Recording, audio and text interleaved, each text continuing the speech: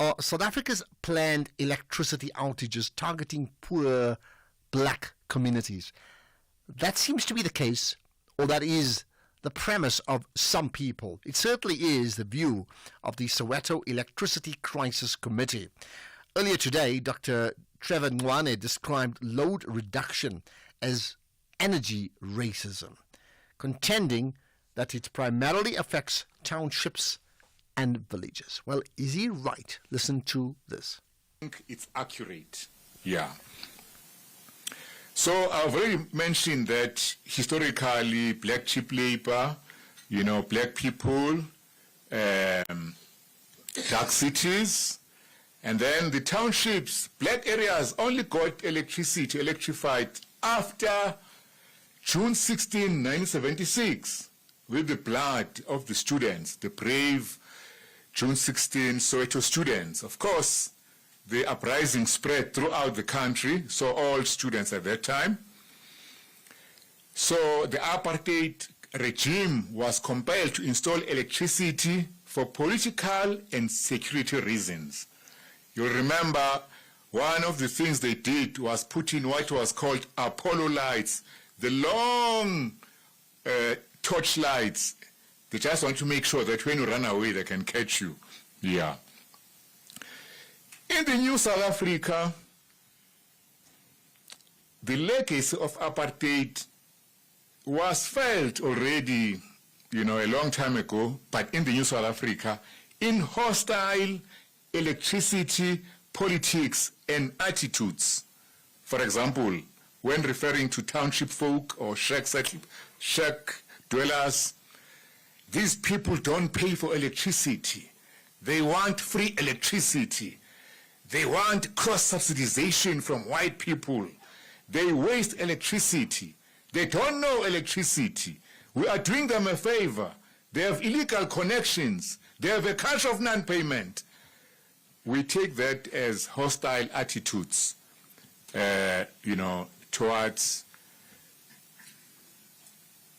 towards the fruit of national liberation with respect to energy. So people were struggling.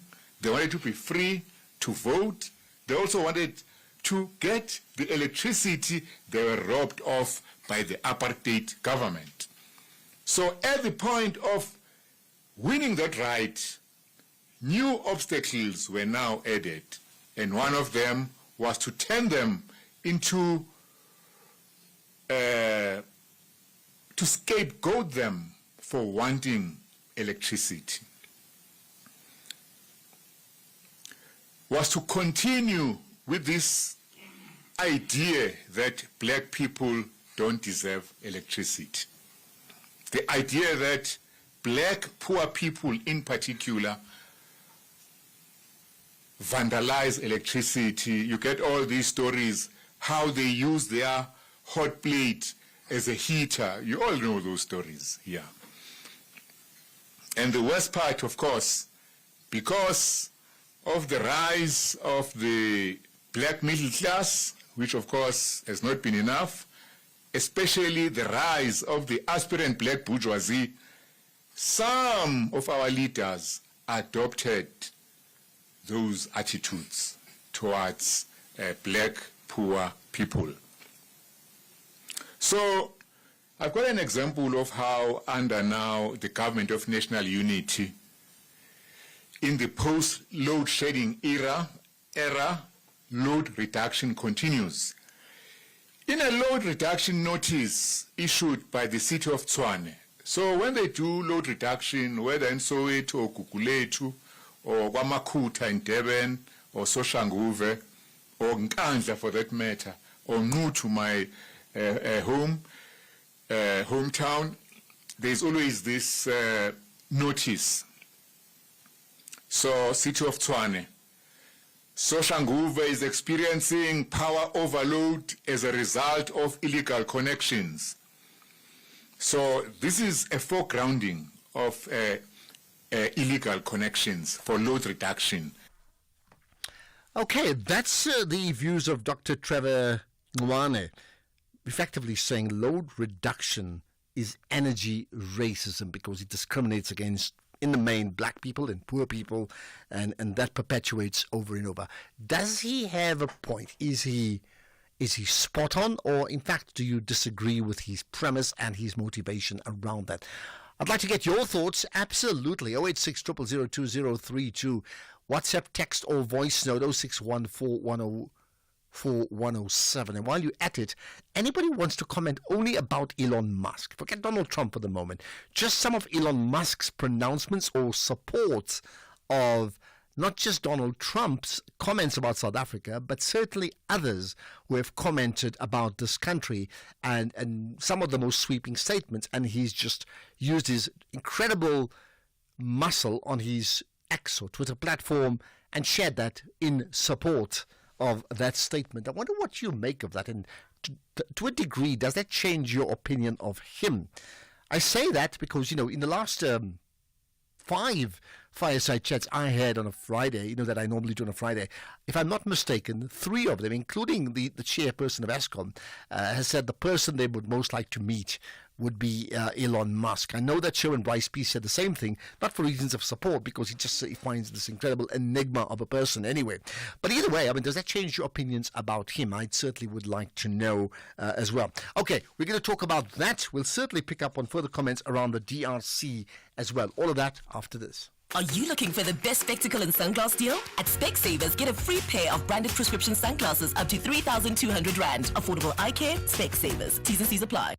Ever since Uspilion won 5,000 Rand, 5 tower on Wheel of Fortune, he only wears white push-in sandals. Star white, Baba. And he owns 10 identical pairs. Before he did not even know the Queen's language. Now, Kalabo, wow. Chance. Let's watch Wheel of Fortune weekdays, Monday to Friday at 7:30 on S3 and see how one spin changed Spillion's life and how it can change ours as well in just one day. Okay, now, it's not January any longer, it's February. So this is the month of love. Now, why not show your older car some love with low-cost insurance designed for older cars? Without insurance, essential, accident claims are paid in cash, so you can choose the panel beater you want to choose. Add motor warranty, which covers you for mechanical or electrical breakdowns. Get saving without insurance essential for unfinanced cars older than 5 years and valued at less than 130,000 rands. SMS car to 43187. That's car 43187. You got that? Licensed insurer and FSP, T's and C's, and information available online. The National Pulse with Ashraf Garda. Weekdays, 3 to 6 p.m. Right, we're going to talk about the DRC in a moment. There's developments there, including a ceasefire. But let's get your thoughts in the meantime on the biggest issues that moves the National Pulse. Brandon in Pietermaritzburg, you have an opinion on electricity. Go for it, Brandon. Hi, Ashraf. Yeah, the problem that I have is, yes, I agree that there was a lot of wrongs in the apartheid, and obviously we need to right those wrongs and things like that.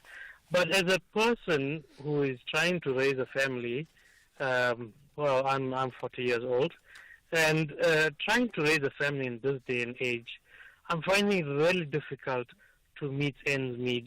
Everybody has to, somebody has to pay for that electricity that is being used by the people that are not paying for it. Somebody has to pay, and unfortunately it's us that pay for electricity.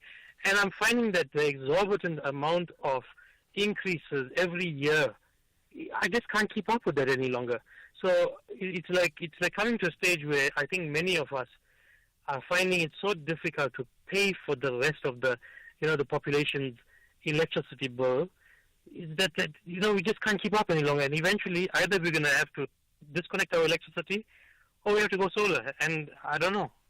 Well, the solar is even more expensive to start with, so unless you've got the capital. In fact, some may suggest if you've got the capital, go solar anyway. I'm just saying, because then it's yours, but you must have the capital to outlay that sort of money, which for many people could be like even 250,000 rands, depending on the size of your home, Brandon. I hear what you're saying. Thanks for that call. I think many people are just finding the cost of living in so far as utilities are concerned just frightfully expensive. Some of the most basic things, and not just electricity. One can include education as well as include transport, and then include the issues of water, right, which is all linked to all of that.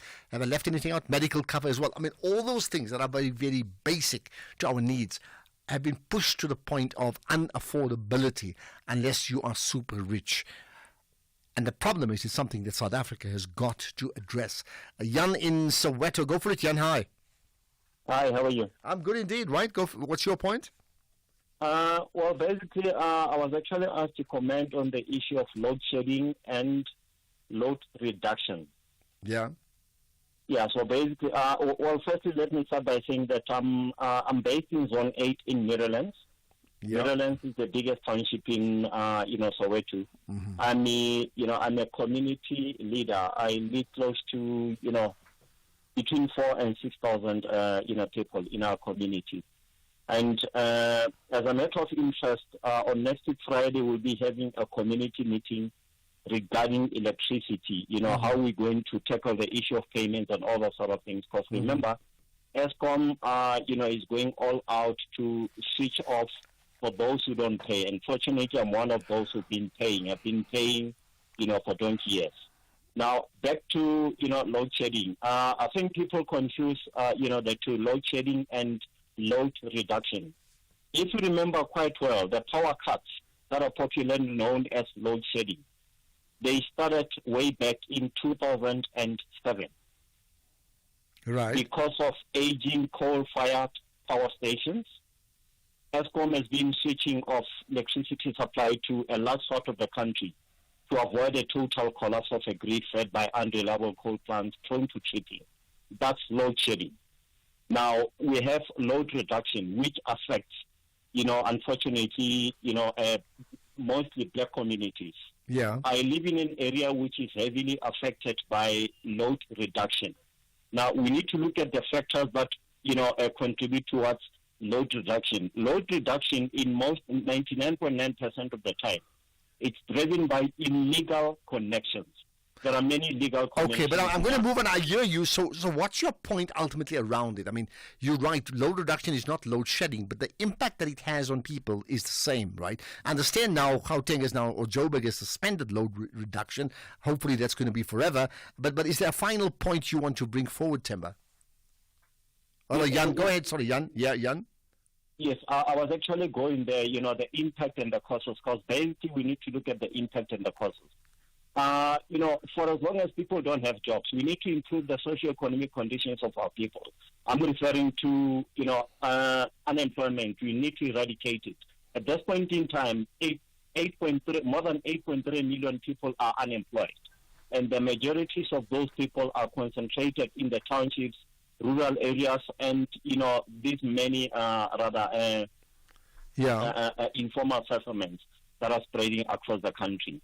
Now, the point I'm trying to make is that for us to deal effectively with load reduction and load shedding, we need to look at the socio-economic, conditions. Because now we need to deal with the root causes of these two. Okay. So Jan, I'm going to have to move on. I mean, I hear you. I mean, that root cause thing, we can apply that same principle to 20 things that are affecting South Africa. I mean, that's just the reality.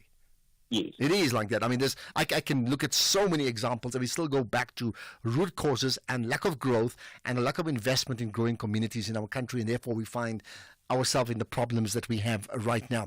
Okay, Jan, I'm going to leave it at that. Thank you for your time. Appreciate you giving your input. Just raising a broad issue about root causes and why have we not grown as a country. Right, let's move on to other issues. We will talk about the DRC in a moment as well. You are listening to the National Pulse with Ashraf Garda. Okay, move on to other things now of importance. The DRC's communications minister, which is Patrick Muyaya Katembwe, is calling for the international community to impose sanctions on Rwanda. Now, this is interesting because at the same time, we now heard that the so-called rebel groups, and many people have been contesting whether one should be called that, in the eastern DRC have declared a humanitarian-based ceasefire effective today. So let's get the thoughts then of that self-same Minister of Communications, Minister Patrick Muyaya Katembwe. Thank you for your time. You're live on the National Pulse. Thank you. Thank you. Right, so interesting. On the one hand, there's a ceasefire, but you are calling for sanctions against Rwanda. What do you hope to achieve by that? Thank you. First, the ceasefire is a lie. We've been showing those kind of messages, but at the same time, yesterday there was like a massive group of Rwandan military. We invested Goma, and they've been attacking some of our position in the north of the province of North Kivu.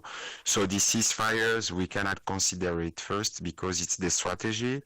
There is a lot of pressure coming out from everywhere, so that's the way they want to make sure there is less attention on them, because we need to speak about the humanitarian crisis, about the massacre, about all those people who've been killed in these past days in Goma.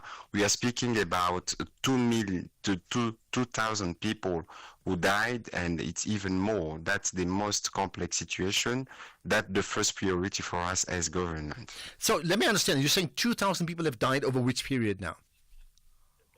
I think since last Sunday, in 3 or 4 days, once the Rwandan different forces invested Goma, they come with the only objective to bring terror, to kill people, to attack hospital, to attack displaced camp.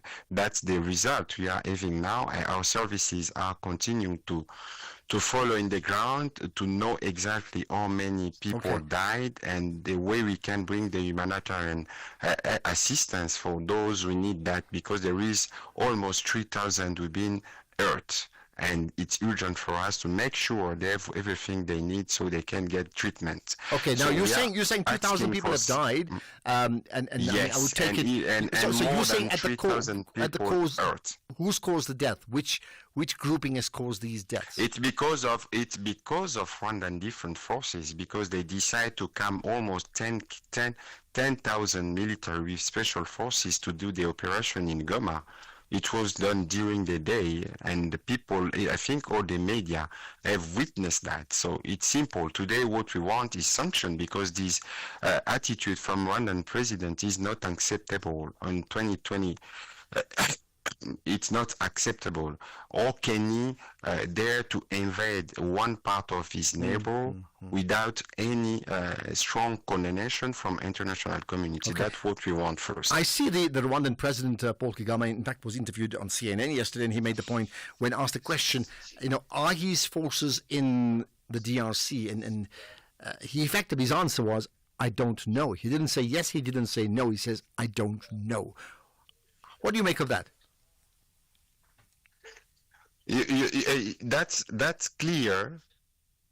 That's clear that what the President Kagame is saying, it's not true. It's not accurate. All the media all over the world, I think you have watched like 2 times last week in the Security Council, our foreign minister was demonstrating what the situation was in the ground, and each country inside the Security Council spoke about condemning Rwanda. How come the President Kagame can claim that he doesn't know that he has his troop in our territory?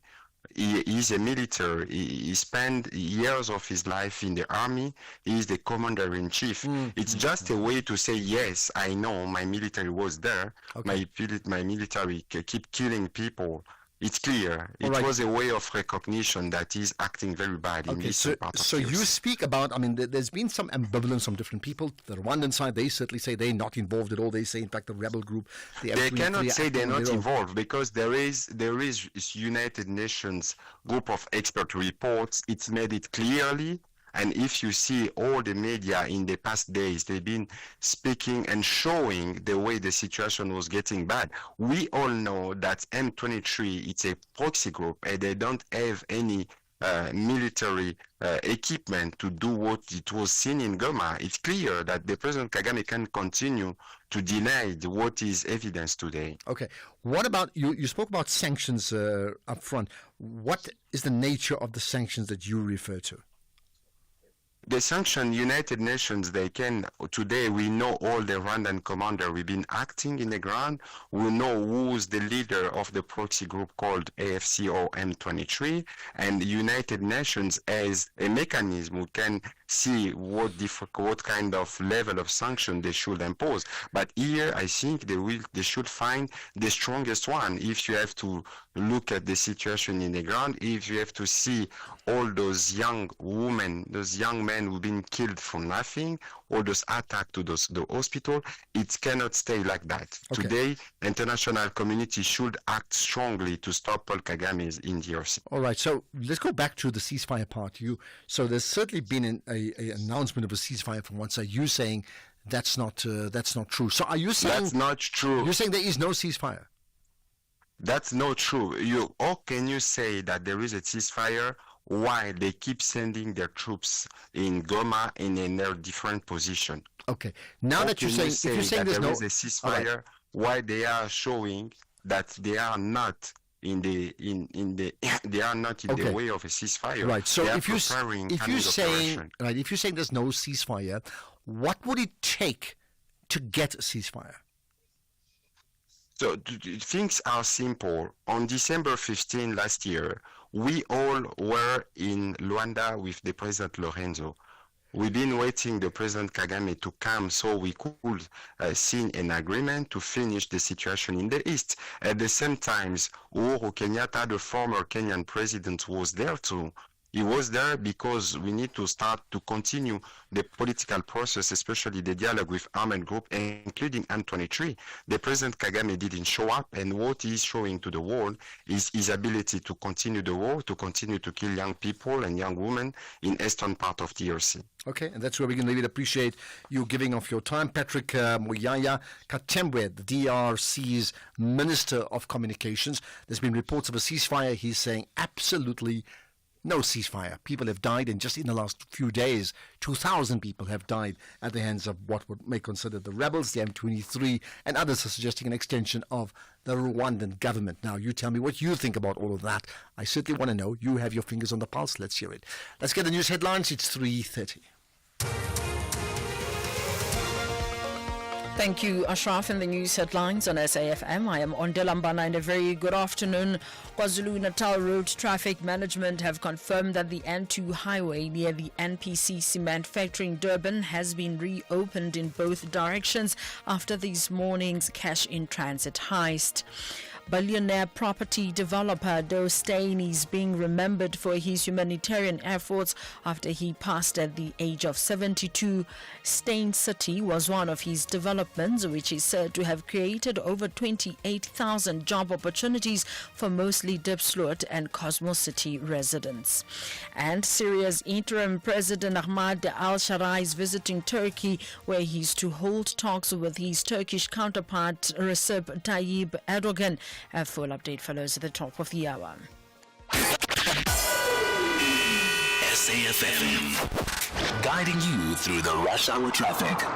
Very good afternoon. We kick it off in Durban. The N2 highway reopened around about 1:30 this afternoon. It's been open for a while, and that's after an extended closure following this morning's cash-in-transit heist incident, which unfolded near the cement factory. All the localised congestion associated with that closure has also eased, so Durban looking fairly normal. It's a bit of traffic on the N2 southbound, just coming down to Spaghetti Junction, and the N3 out of town is slow again as you line up from Keir Edge through towards Cliffdale. A breakdown in the roadworks. The usual problem there. Let's get you an update from Gauteng ahead of the main rush hour and drive home this afternoon. We're looking pretty good. The N1 slow to New Road.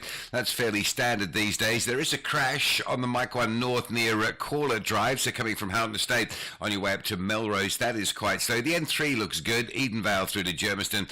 No major problems reported there. And Cape Town, the city centre, reasonably busy. You've got the combo of the mining Indaba at CTICC and a couple of closures going in at the moment, and already in around City Hall for the preparation for Sona. So just a really busy sort of CBD city centre area of Cape Town. Probably will be jam-packed over the next couple of hours. The N2 outbound towards the airport's fine. The N1, a little bit of traffic just jammed up towards Plattekloof Hill territory. With your traffic update, I'm Rob Byrne.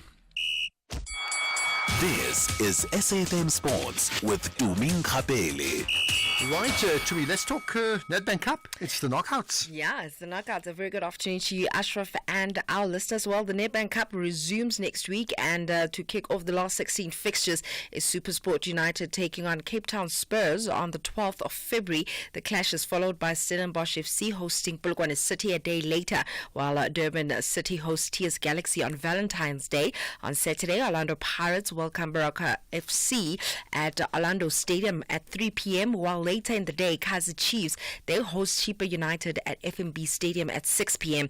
And then on Sunday, Mamelodi Sundowns cap off the round of 16 when they host Mpenny Home Defenders. Meanwhile, Cape Town City interim coach Machine Etegral believes that the gap between Mamelodi Sundowns and Orlando Pirates is widening at an alarming rate. Now, Etegral has been thrust back into the thick of things in the PSL since then, and has naturally made a few observations, and he says that it could be very difficult to catch up with the two sides. Bafana is doing fantastic, and then you see Sundowns and Pirates competing in African football. So I think those teams are, especially those teams are far beyond the level that's in South Africa, and there's a too big gap, for my opinion, between those teams and the rest. So that we need to look into. When you look to the log, it shows you. These three teams are really far advanced, and we need to educate our young players a bit more.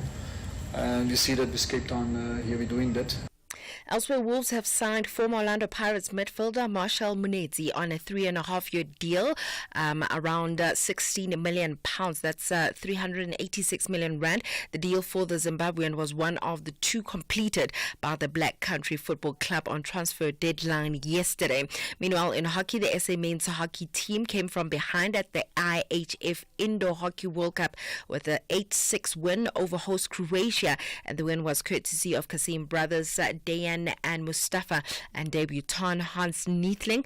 In rugby, defence coach Norman Laker says that he's well aware of the threat that Stormers will have to contain Willie Leroux's runs in the Bulls' attack on Saturday. Now, the Stormers host Jake White's Chargers at Cape Town Stadium in the renowned North-South Derby in a round one match that was rescheduled to avoid clashing with last year's Currie Cup final. John Dobson's men are 12th on the log with a 4-5 record this season, while the Bulls travel to the mother city in third place and are buoyed by a huge win over the Lions almost a fortnight ago. In basketball, the director of high performance at Wheelchair Basketball South Africa, Harry Smith, says that they've been working around the clock to bring Egypt back into the 2025 IWBF Under-23 Men's Africa Championship, which starts on Thursday. The North Africans withdrew from the tournament a few days ago, leaving the field with 5 countries: host South Africa, Kenya, DR Congo, Libya and Liberia. And Smith says that there have been a lot of discussions behind the scenes and things are looking a bit positive. On that note, it's a wrap from my side for now. Perfect. So, and we're going to talk about the security issue at FNB Stadium, Soccer City. We are. Around 4:45. Yeah, we're going to find out how the meeting went and what was the resolutions of that meeting. Must find out. Absolutely right. More sport then. Are you looking for the best spectacle and sunglass deal? With Specsavers buy one get one offer, you get great value for money. You know you can trust us with over 350 stores nationwide. Get a free pair of branded prescription sunglasses up to 3,200 rand when you purchase a comprehensive eye test and spectacle frame with lenses on your first pair. Choose from top brands like Police, Hugo, Tommy Hilfiger, Carolina Herrera and more. There really is no reason to go anywhere else. Affordable eye care, Specsavers. T's and C's apply. Action is getting tougher in the second half of the league. The Folks want to ease off pressure with a win, but the Eagles aim to fly with 3 points to remain in the top 5. This is the Bundesliga. Football as it's meant to be. Catch Borussia Mönchengladbach FC versus Eintracht Frankfurt FC on Saturday, 8 February at 7:30 p.m. live on SABC Sport on DTT Channel 4. Also available everywhere, for everyone, always on SABC Plus and SABCSport.com. Proudly brought to you by SABC Sport. For the love of the game. The National School Nutrition Program and social grants are instrumental in ensuring that children's needs for food and other essential services are met. we need a minimum health promotion levy of 20% on all sugary drinks to support social protection initiatives. Find out more on the next episode of Chew on This at heala.org, HEALA.org, on 30 January from 3 p.m. Our story is a South African story. Anchored in the belief that it takes all of us to build a country that thrives. To educate our children for a brighter future. To care for our health and well-being. To nurture our environment to sustain future generations. And to transform and build a stronger nation. When no one is left behind. Inspiring each other to succeed. Anglo-American.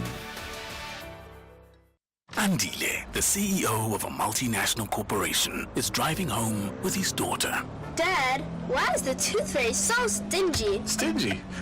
Well, she makes sure everyone gets something. Does every electrical company get something? Yes, they're covered by Old Mutual Corporate's employee benefits. Even Abdul. Of course, he gets retirement benefits. And Sisampa on that big machine. She gets group risk cover if that big machine hurts her. Wow, that's amazing, Dad. Visit oldmutual.co.za/employee benefits and go from questions to solutions for your employees with Old Mutual Corporate. Old Mutual Life Assurance Company SA Limited is a licensed FSP and life insurer. T's and C's apply.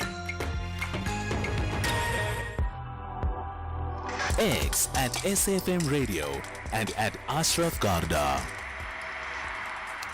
By the way, there's lots of the ongoings regarding the DRC and certainly in Parliament there's been questions around the role of the SANDF, and we will take that in terms of playing soundbites and potential interviews coming up much later on, right? So that's the one thing. We'll also have a conversation around what is called the alternative mining in Java. We'll check to the representative from Oxfam. All of that coming up later on. But for now, let's chat to Patiswa Magopeni, who's, well, I don't know how important saying SABC board member is, because really the reason we talk is not that.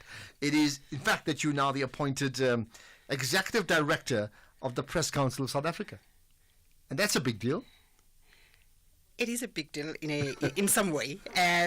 Firstly, let me just say good afternoon to the listeners of SAFM.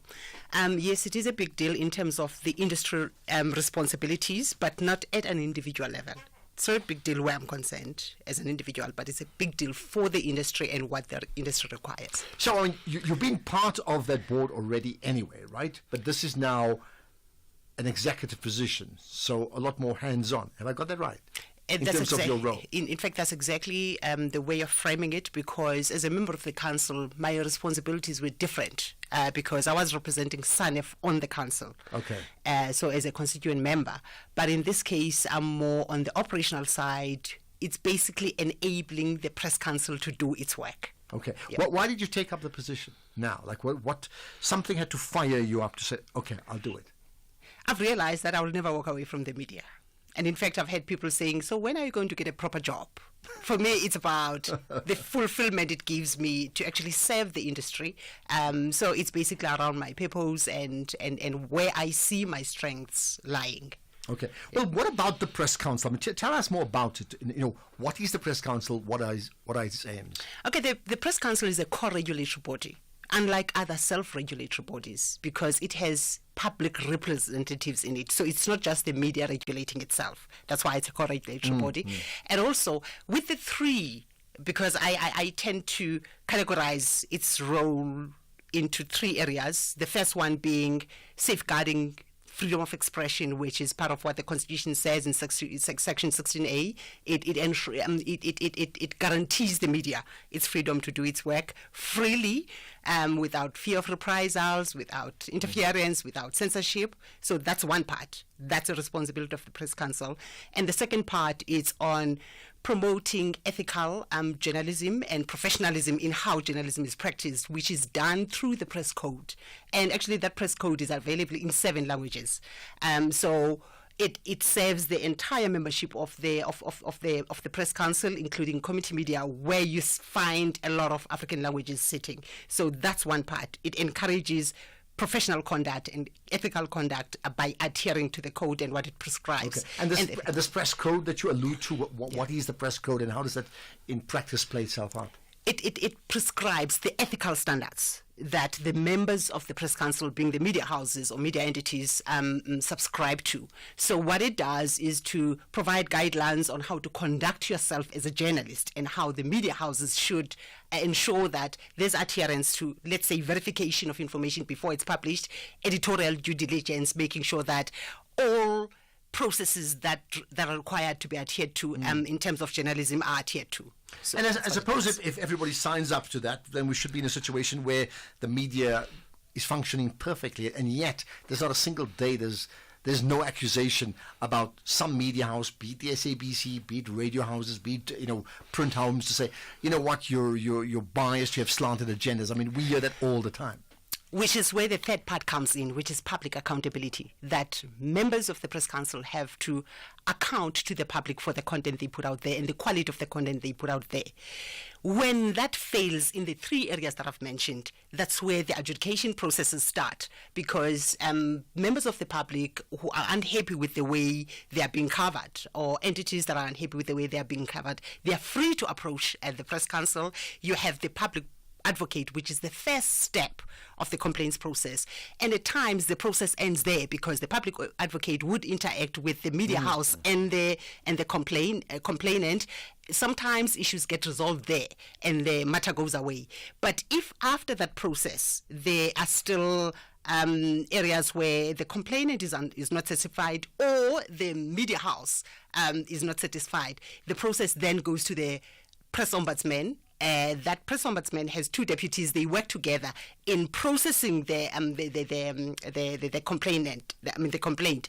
But the public advocate is available to the complainant for assistance whenever there's a need to advise on the different steps that the process has to follow.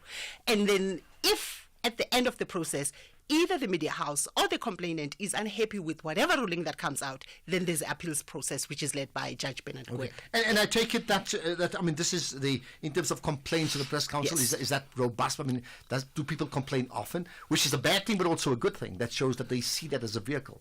In fact, I think if we were to see more people complaining, it would mean that there's awareness in terms of the rights of the public, in terms of media freedom and how we conduct ourselves as the media. But we're not saying that we would welcome more because that means a lot of work to do. But on the other hand, having less complaints is also a reflection of the quality of the products, our news products that are put out there by the media houses. So, but you still have to balance the two. Okay. Yeah. Well, what then do you see as your biggest challenge? I mean, the media space changes year by year, and I mean, we know even now we're dealing with a Mr. Donald Trump who uses, mainstream media in terms of TV, but also uses Twitter as an extension, and so does Elon Musk to try and talk about another country thousands of kilometers away. It's a classic example of how media, what can they and can they not do.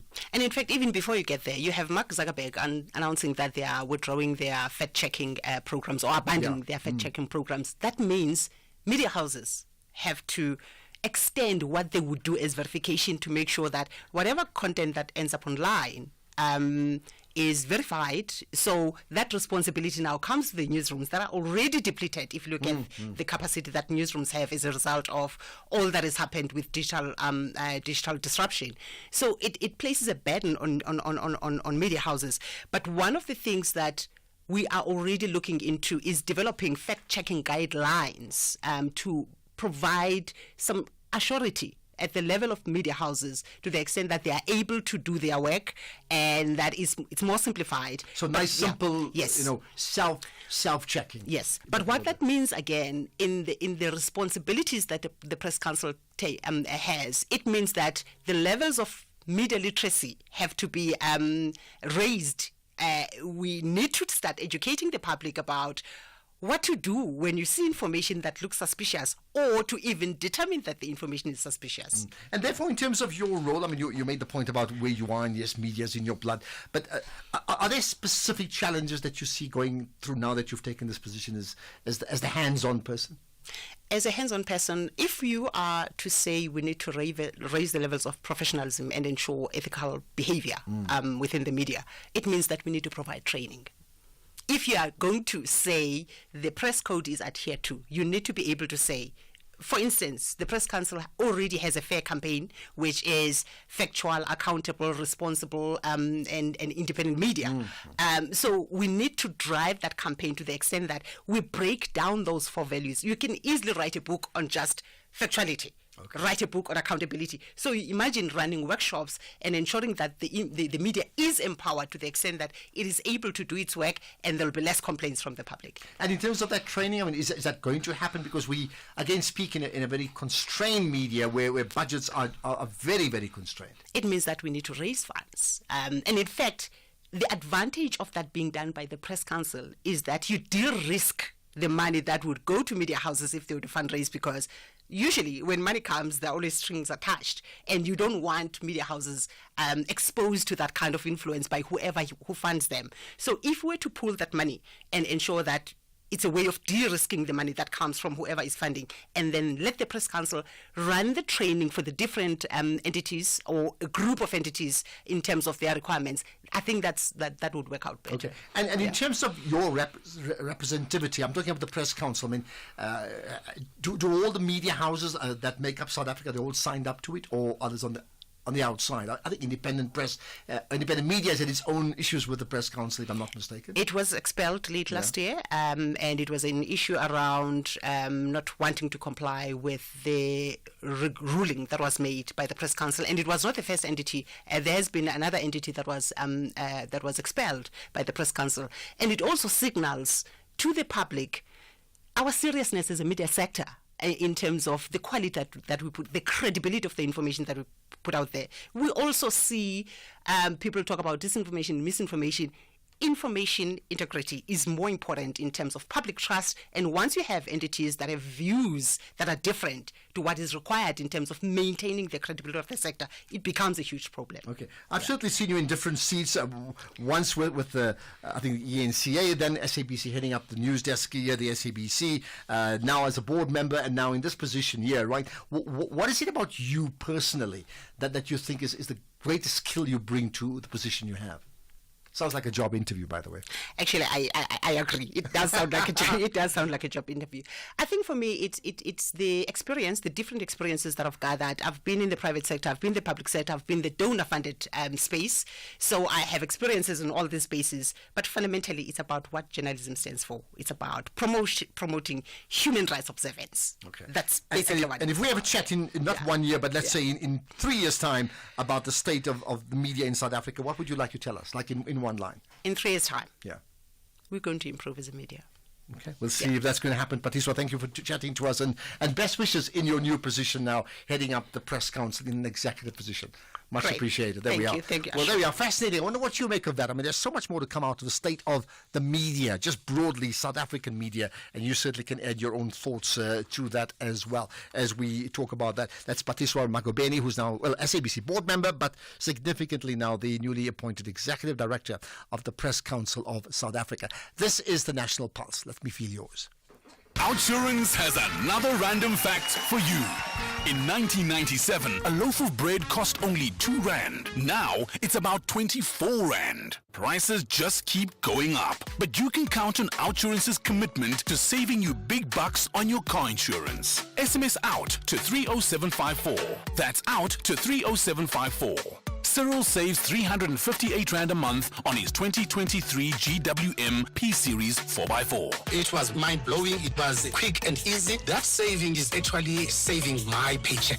Leave all the insurances and come to Outsurance, because they will save. Another satisfied Outsurance customer. SMS out to 30754. That's out to 30754. And when it comes to service, Outsurance is on the ball. Valid claims are settled and paid out quickly with no hassle. SMS out to 30754. With Outsurance, you always get something out. A licensed insurer and FSP. T's and C's online.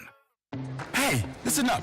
With our Blue Sky offers, you can get your dream Ford with our optional service plan, and our Ford Family Guarantee comes standard. Think extensive dealer network, genuine Ford parts, and express service. Visit your trusted Ford dealer for the complete Ford ownership experience. Limited time offer while stocks last. T&Cs apply.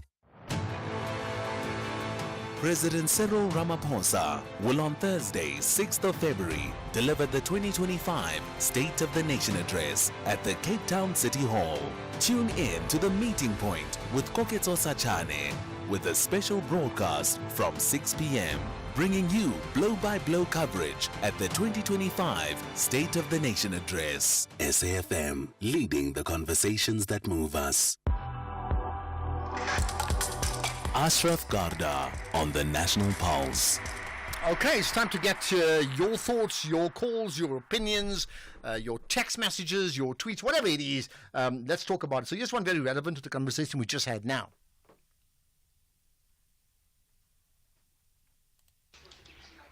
Good afternoon, SAFM. Yeah, I always feel that, okay, my question is, who writes your news? Because the news that you report every time, the tone sounds biased some of the times. Yeah, so that's just a question for you. I always feel that all the time. Okay, of course, Patrice was gone now. I can't answer that, accepting that, who writes the news is a news writer. And then you get the news writer who's a news reader, but there's a news editor who oversees the process, and that applies to just about every newsroom in the country. More thoughts on the global issues too, right? Hello, Ashraf. Musk and Trump are my heroes. They rock. They rule. Yeah. Hands off. Leave those gentlemen. They're doing a good job. Gert. Bye-bye. Okay, there we are. No, it's rock and roll. You say rock and rule, and you may not be wrong with the rock and roll position. There's another comment on Elon Musk. Ashraf, to me, Elon Musk is just as ordinary as Janusz Walusz. As simple as that. His monies are his. He has never donated anything to South Africa. So it's just as ordinary. It's like he is non-existent to me. It's just as good as Janusz Walusz. Norman from Brixton. Well, Norman, I don't know if he's non-existent. I must tell you something. You have to accept the fact. I'm not even talking about where he's born. I'm saying in terms of the level of influence he has in the world today, there's no way you can say he doesn't impact you. He absolutely does. Believe it or not. Greetings, Ashraf, and to all SAFM listeners. Yeah, I think the professor is correct with his statement. I mean, when you check all these big cities that we have here in South Africa, we have abandoned buildings that are still receiving electricity from corrupt officials, government officials. Why isn't there load reduction in those cities or in those areas? And only load reduction is being performed in the locations. Why is there segregation between these foreigners and us? Well, I mean, is there really segregation on that part? I'd like to know more. Good afternoon, Ashraf. Ashraf, totally disagree with the doctor there. Black people, I'm a black person. At times, we don't want to take responsibility. I live in Guamashu. There are locations that are around me that are not paying electricity, like Elindelan. I don't know anybody who pay for electricity at Elindelan. There's a Mayville in Katomena. There is Reservoir Hills. I'm just counting a couple. There are a lot of them that I know. They don't pay for electricity. And then we will cry whenever there's load reduction. It's about time that we encourage our people to pay for their services rather than shielding them using the apartheid tactics.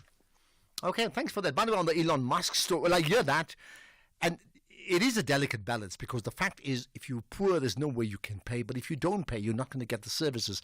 The councils or municipalities are already completely cash-strapped. Even in wealthier cities, they just don't have the money. So if you're not going to pay, you're going to be compromised. And if you compromise, you're not going to get what you want, isn't it? Right, further opinions. Temba in Klebecha, go for it. Thanks, Ashraf. Ashraf, I'm with Trevor on this one. That's the first thing I want to say. Okay. The form of collective punishment has no place in our administrative law in the country.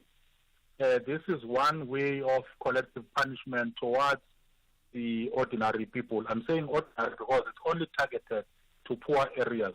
There are individuals who are paying within those settlements or those communities, and they get to suffer because somebody with authority takes the decision to say, you are the same, you look the same, you behave the same, I'm going to punish you the same way, which does not have a place in our constitutional democracy. 2, it's an outright discrimination and arbitrary deprivation of electricity to those that are paying within those communities. Government should do better in identifying those that are not paying and insulating those that are paying from such actions. Okay, I hear that. Yeah, sorry.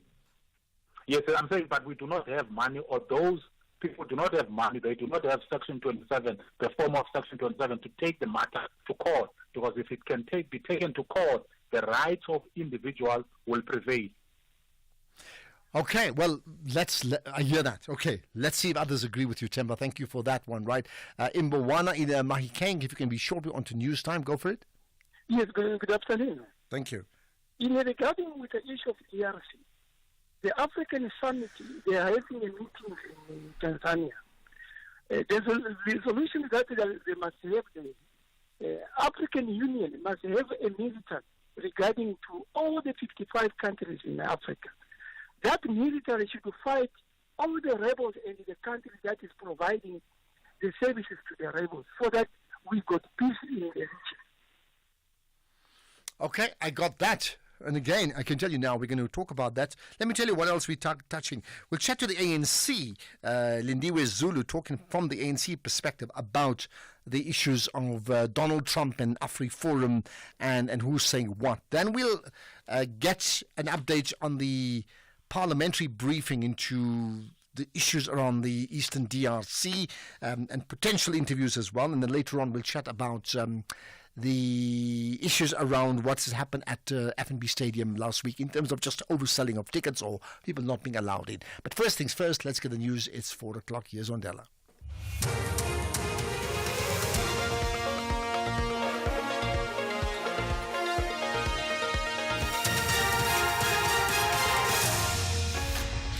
Thank you, Ashraf. Top stories at 4. Highway reopened after cash in transit heist in Durban. And Stain City developer remembered after his passing. For SFM News, I am Ondela Mbana, and a very good afternoon. KwaZulu-Natal Road Traffic Management have confirmed that the N2 highway near the NPC cement factory in Durban has been reopened in both directions after this morning's cash-in-transit heist. Police say the suspects attacked a cash-in-transit vehicle, assaulted 2 security guards and robbed them of their firearms. They stole an undisclosed amount of money. The attackers also fired at bystanders. 1 woman was also killed. KwaZulu-Natal RTI spokesperson Cindy Msimang. We would like to advise the road users that the road is now open on the N2 just before the NPC cement factory. There was a cash in transit heist that happened this morning. Now the road is open for traffic to flow. Some political parties have posed questions in Parliament about technical matters just before the start of the briefing by Defence and Military Veterans Minister Angie Motshekga. The minister was called by the 2 joint committees on defence to give an update on the operations of the South African National Defence Force in the fight between the DRC and M23 rebels. 14 South African soldiers were killed in the clashes. Correctional Services Minister Pieter Groenewald says a thorough process of evaluation was undertaken before he cancelled parole for the 2 men who brutally raped and mutilated Alison Porter in 1994. Theuns Kruger and Frans du Toit have been sent back to prison. They had been granted parole in 2023. Porter was reportedly not given an opportunity to object to the parole decision at the time. Dr. Groenewald says the decision to cancel parole was made in accordance with the Correctional Services Act. My primary consideration is the imperative of protecting and securing the community, particularly in instances where acts of violence against women and children have been committed. billionaire property developer Dov Steyn is being remembered for his humanitarian efforts after he passed at the age of 72. Steyn City was one of his developments, which is said to have created over 28,000 job opportunities for mostly Diepsloot and Cosmos City residents. The cause of his death has not been disclosed yet. Nonsegelelo Mtabela reports. Steyn will be remembered as an exceptional entrepreneur who built a global business of immense scale across 7 countries.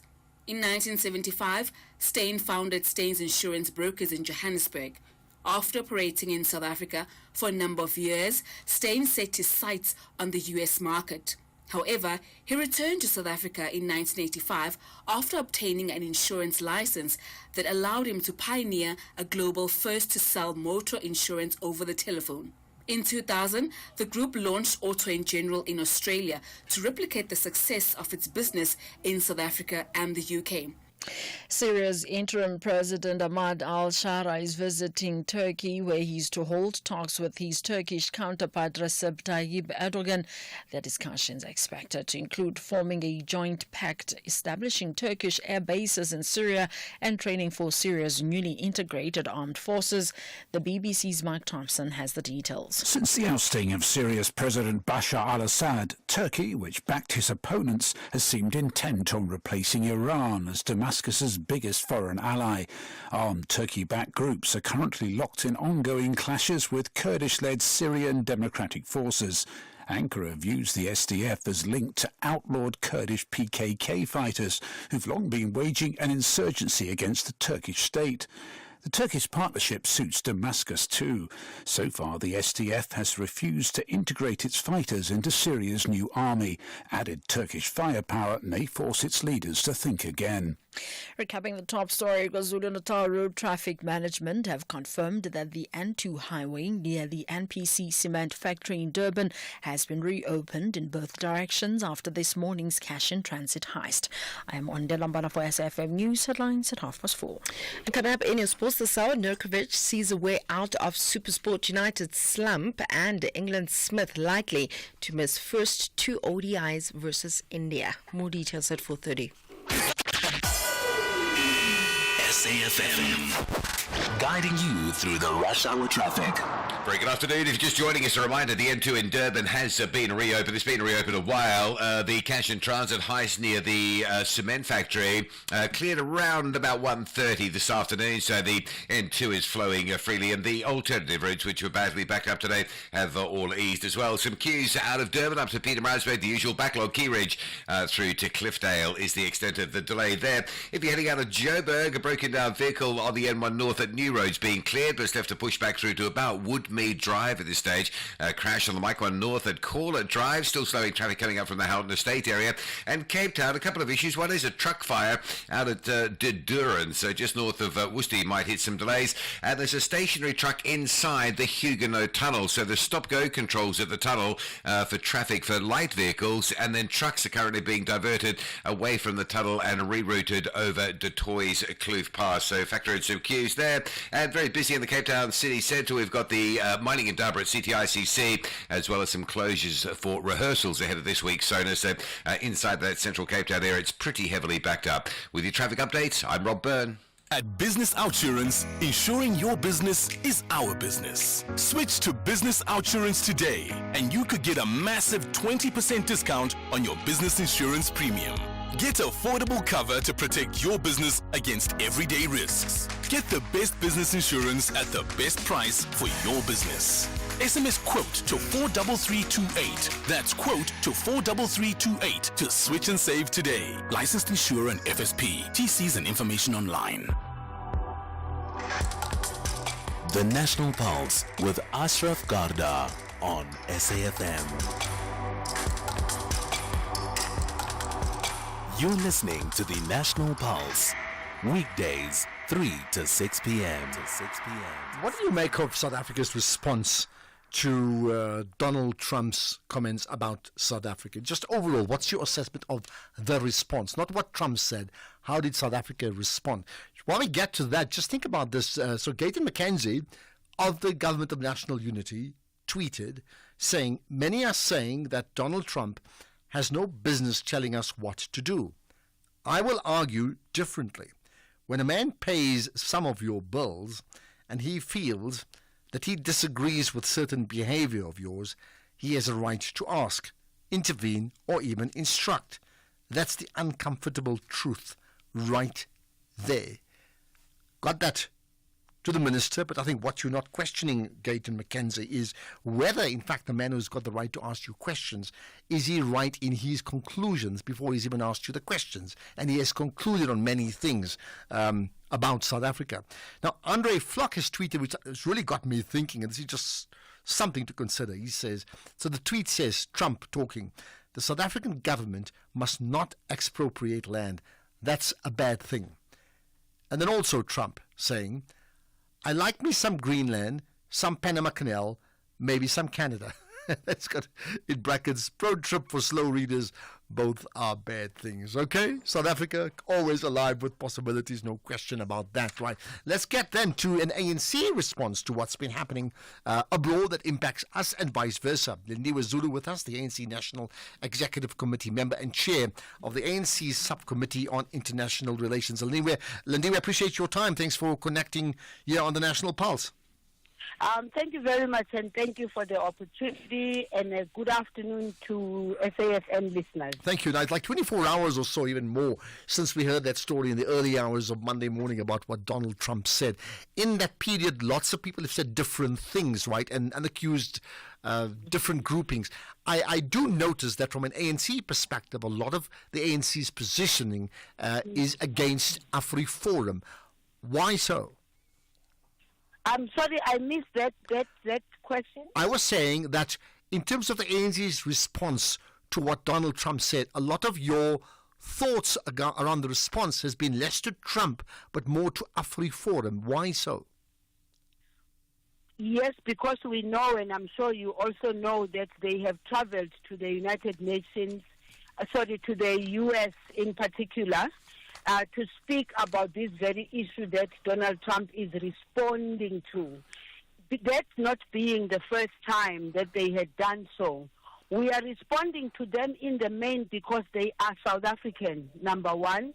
And number two, being South African, we are expecting that we should be able to work with each other in finding solutions to the South African problem, and that we should find a way of being united about it, irrespective of our past, irrespective of the fact that the economy of this country, as well as the land in this country, is still sitting in the hands, in the main, of white people. And yesterday I was in an interview, and one of them was there, and they were very clear that they were saying to us, members of the African National Congress must be sanctioned by the United States. Now, if they hadn't done that, we would have just focused on what President Donald Trump said, because the president has already responded to that by saying that we need to engage. Diplomacy is a very difficult space, but the bottom line is that we need to engage because we are connected to the world whether we like it or not. Okay, so let's stay with the sanctions part. So yes, I mean, you're quite right. I chatted with Kali Creeley on this show as well yesterday around this time, and he said, yes, ANC leadership responsible for the ANC's positions needs to be sanctioned. There needs to be punishment against them, right? So what do you feel about that statement? But why go through sanctions? Sanctions for what? And I did say yesterday that we've been through the issue of sanctions with regard to Zimbabwe, but I'm not saying we are in the Zimbabwe situation. Sanctions don't work, quite frankly. If they want us to deal with this issue, we have institutions in South Africa which are really institutions that cannot be questioned. We've got the executive that can be challenged on what it has decided. You've got parliament that can be challenged. And then you've also got the civil society that can stand up. So in South Africa, the advantage we have is that we've got institutions that we can use to challenge. And besides, this legislation is not like somebody woke up in the morning and said we're just putting through. It goes through a process of even consulting with the community. Okay. Now, I mean, I'm not suggesting, in fact, sanctions are the right approach to the ANC or not, but your point about sanctions don't work. In fact, South Africa, apartheid South Africa, was sanctioned, and many countries in the world, including the ANC as a political party at that time, would have supported sanctions against South Africa. Surely you're not saying that didn't work? Well, look, there were sanctions because the regime that we had was a regime that needed to be dealt that way. We had to impose the sanctions so that it can go down on its knees, because it wasn't a government for the people. It wasn't a government by the people. It was a government that was very clear about the fact that as long as you are black, you can't go to this school. As long as you are black, you can't sleep here. As long as you are black, you can't do certain things. There is a vast difference between that and what they are proposing. Okay. We have a democracy in South Africa now. All right. So if we need to deal with our issues, we've got institutions here in our country. Why go out there and mobilize people who actually don't even know? All right, let's talk about that mobilization. So we know that members of AfriForum and I think even Solidarity at certain stages have been abroad, particularly to the USA on this fact-spreading campaign, the way they saw it, right? At that stage, Trump was not the president. He's just come back into his new position, right? Do you think Trump would be so easily convinced by what they may have said, even if they haven't spoken to him directly? Meaning, where does Trump then get his information from? Just media? He gets it from them. Listen, I've been advisor to presidents. I've been advisor to ministers. I take that information to the president and the minister or whatever the case might be. So if they have convinced not only President Trump alone, if they have convinced the Republicans that they are white people who live in South Africa are under attack. You see, what's very funny is that he can't even use the word white or anything of that sort. He uses a language that is not a language that we know in the South African context. We have to then go and make the presentation to him. I'm sure you've been listening to the ambassador. We have an ambassador in the United States of America. He's made the comments, and the ambassador has clearly said it's important for us to engage, and especially if Donald Trump himself, the president, is saying he's going to do an investigation. We hope that that investigation is talking about, it's not going to be an investigation only about what people are saying to him in America. He needs to send people here. They've got an embassy here. They can talk to us here so that we can be able to tell them the truth. But you see, this is the point. I mean, whether AfriForum and Solidarity have been right or wrong to go and promote their interpretation of what's going on in South Africa when they did, right, on the one hand, it does beg the question that why didn't South Africa, the government, and maybe the dominant party at the time, the ANC, why did you not do the same thing as well, to go and speak to these important decision makers around the world so they fully understand some of the policies of your country? Let me explain that to you. I've been ambassador in my life before.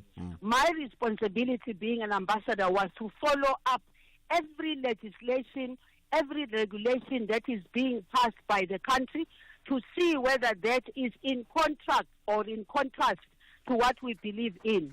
The responsibility of the ambassador here is to follow up. The ambassador knows perfectly well that this legislation which has been signed off is legislation that has gone through. And by the way, all ambassadors who are here, when they have to know about things they don't understand, they either call upon the ANC to explain it or call upon government to explain it. I don't think this was the chance of anybody from the Trump administration even asking the embassy. I don't know if they did, because if they had asked the embassy, the ambassador or anyone responsible would have explained to them the legislative process of South Africa. Okay, does that suggest that? Does that suggest that whether it's Trump and Elon Musk has been retweeting all of Trump's comments, so in fact he's the mouthpiece of Donald Trump in many ways, does that suggest in fact that their minds were made up anyway? Well, of course, I'm sure their minds have long been made up, because if you were to ask them, who did they speak to in the embassy to tell them that this legislation that have been passed and the signing of the law by the president was imposed? The president just woke up in the morning and signed it off. We are a democracy, and that democracy has got institutions that need to be respected. And we have respected those institutions by making sure that that legislation goes through the due process. Okay, let's then talk about AfriForum now. So, I mean, we spoke about them at the beginning in terms of their misinformation that the ANC talks about, right? How should AfriForum be dealt with in South Africa? AfriForum must be engaged, because the good thing about South Africa is that nobody gets arrested for what they are saying.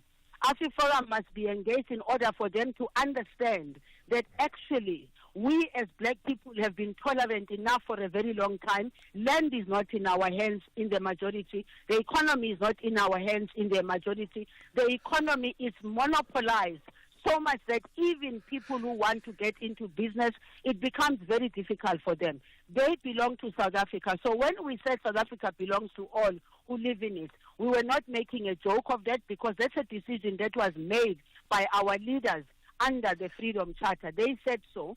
They belong to South Africa. We've never said to them they must pack their bags and go somewhere else. All right, they belong here, I hear that. so Yeah. we must engage them. All right, let's just wrap up by this. So what then needs to happen now, both from an ANC point of view, where you sit, as well as from a government point of view, in terms of speaking to the Americans in America, and of course, at ambassadorial level in South Africa?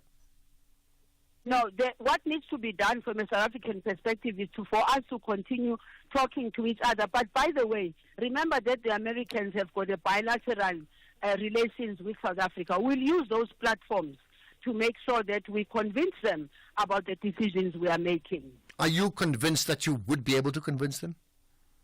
To convince the Americans? Yes. There's no other way. There's no way of running the world. You can't run the world by screaming and shouting at each other. You can only run the world by engaging with each other, and that's what we're going to do. Okay, well, I'll tell you what, I think for the majority of South Africans, I would think listening to the show, never mind their own political persuasions, would be on side with your points about America needs to be schooled in terms of what we really mean when we talk about the transformation. The president has already said that himself, that they need to be schooled in it, because quite frankly, we don't want to be jumping all over the show. We want to keep our bilateral engagement. We want to understand each other. We don't want to be interfering with each other's issues related to legislation and all. We don't want to do that. And that's where we will leave it to Lindiwe Zulu, the ANC National Executive Committee member, but in this case the chairperson of the ANC's Subcommittee on International Relations. Much appreciate you giving off your time here on the National Pulse. And that podcast, by the way, will come up pretty soon, so check it out, safm.co.za, including the podcast of all the conversations we had yesterday and the day before and the day before. We're going to have an update on what's going on regarding in the Parliament regarding the DRC and the South African National Defence Force right after this. In the Arena is a docu-series that takes an in-depth look at the life and career of the legendary tennis player Serena Williams, offering a behind-the-scenes glimpse into her journey, both on and off the court. It explores her rise to tennis dominance, challenges, and personal experiences. Do not miss out on a great story of incredible impact. Catch In the Arena on Saturdays at 3 p.m. on SABC3. Alternatively at 9 p.m. on SABC Sport on DTT Channel 4 on Saturdays and Thursdays. Also available at your fingertips on SABC Plus. Proudly brought to you by SABC Sport. For the love of the game.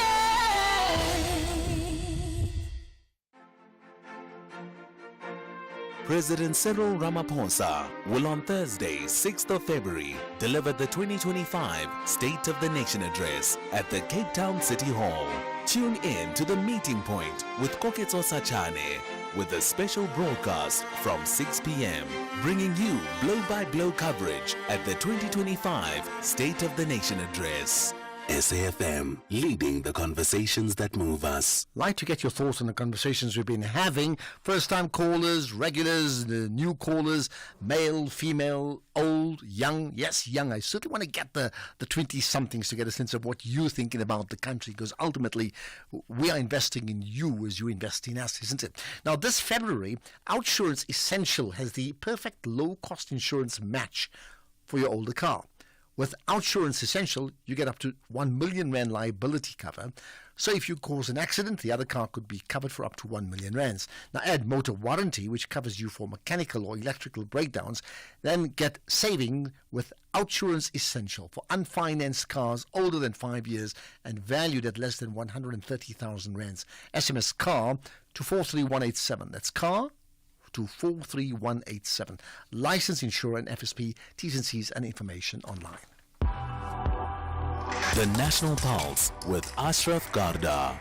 Weekdays, 3 to 6 p.m. All right, let's connect now. It's certainly one of the biggest issues in the country in the last week or so, which is, if not the entire year, the issue of the goings-on in the DRC and the loss of lives of South Africa's military in that region. Now, the Defence Minister, Angie Motshekga, has briefed Parliament's Portfolio Committee on the Eastern DRC conflict, as well as the SANDF's deployment in regional and international missions. So many questions has come out of this, isn't it?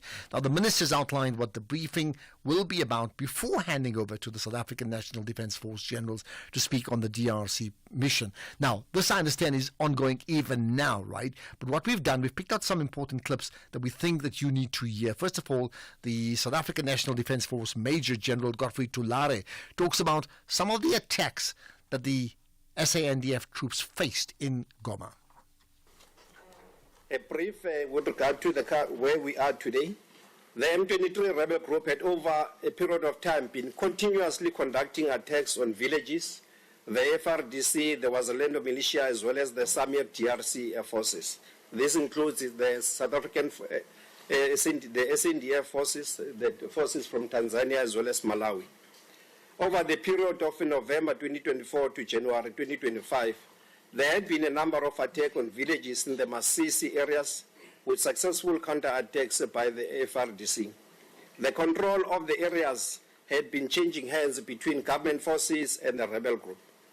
Then on Thursday, the 29th of January, M23 launched a heavy early morning dawn attack at 05:30 on our positions, that is in Sake, as well as the adjacent areas.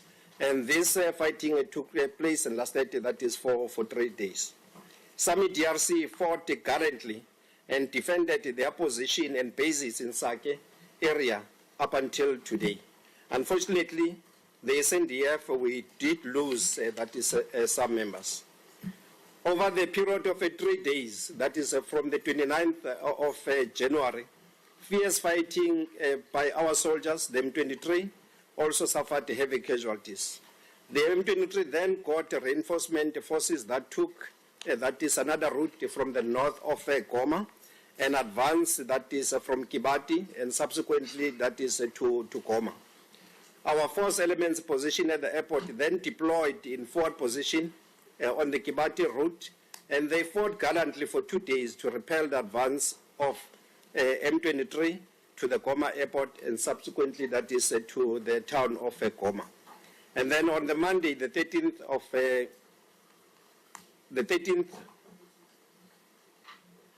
on Monday the 13th, Goma airport and the town, it came into the hands of M23.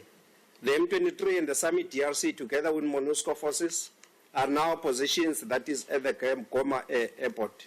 However, we still have forces that are still based in Sake. There is currently no confrontation or hostilities between SAMI DRC as well as the M23.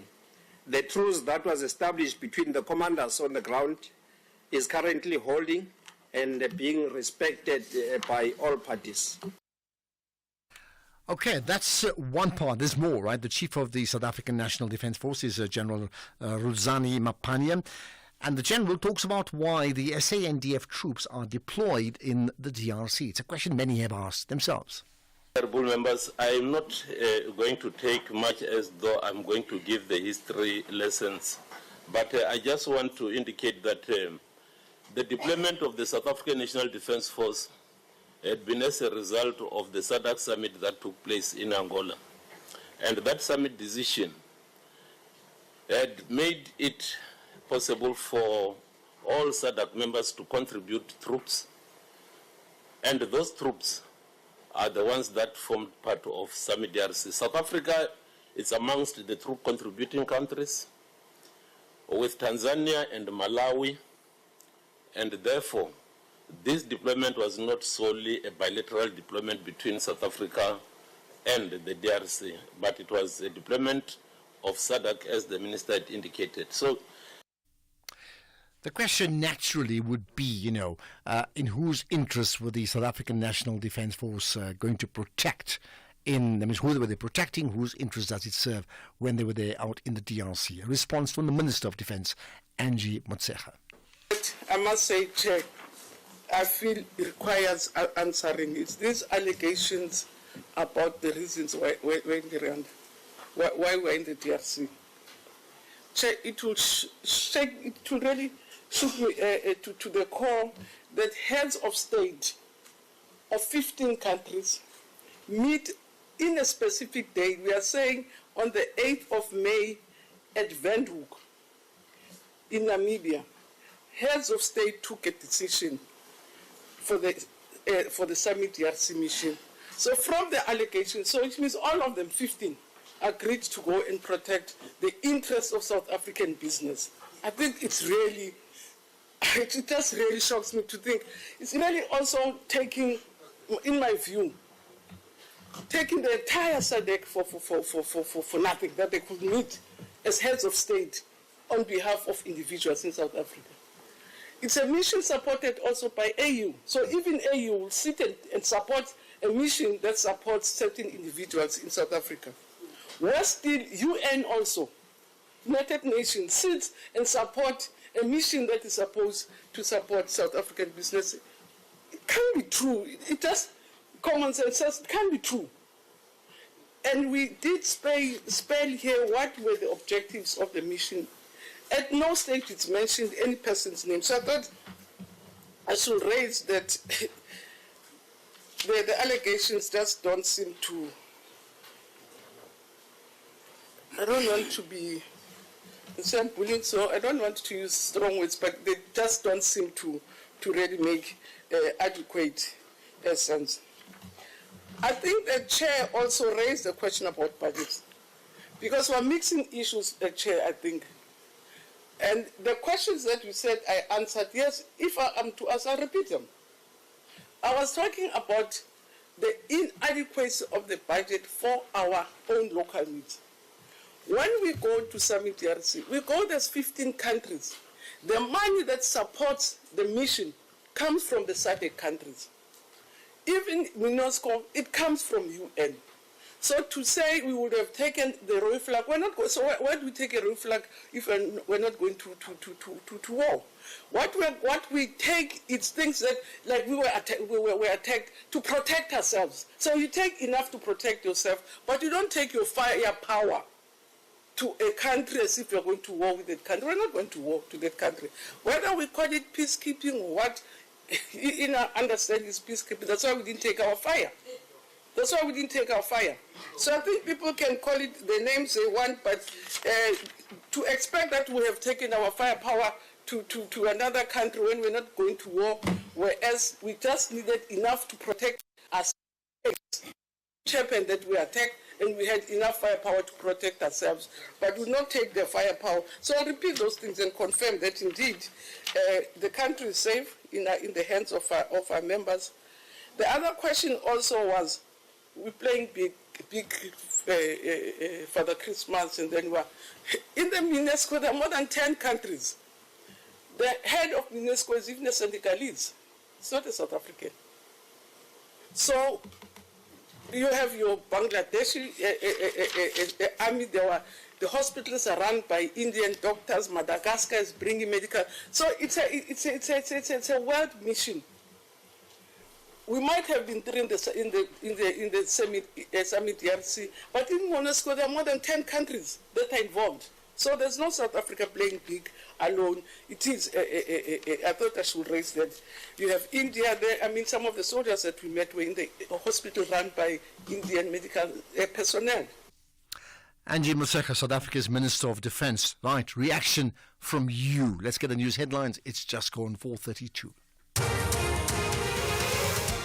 Thank you, Ashraf. In the news headlines, the SANDF General Rudzandi Mapanya says the repatriation of the remains of soldiers who were killed in the Eastern Democratic Republic of Congo will be completed tomorrow. KwaZulu-Natal Road Traffic Management have confirmed that the N2 highway near the NPC cement factory in Durban has been reopened in both directions after this morning's cash-in-transit heist. And billionaire property developer Do Steyn is being remembered for his humanitarian efforts after he passed at the age of 72. Steyn City was one of his developments, which is said to have created over 28,000 job opportunities for mostly Diepsloot and Cosmos City residents. A full update follows at the top of the hour with Greg Hose. SAFM, guiding you through the rush hour traffic. The start of Pretoria with a crash on Steve Biko at De Beer if you're heading through from Gezina up into Vanderboom territory. That is quite slow today. Midrand busy coming out of Sandton all the way through to around about sort of Samrand. So on the mic one from around about sort of Melrose, Sandton, it's just busy all the way through until you get past that Samrand Road exit. The N3 South is quite heavy today, but delays between Buccleuch and the London Road off-ramp looks like a problem opposite Alex. And some very heavy traffic that we're checking and tracking on the N3 at Spruitview. If you're heading down towards Phosphorus via Spruitview, that's a heavy queue almost down towards Barry Marais Road exit today.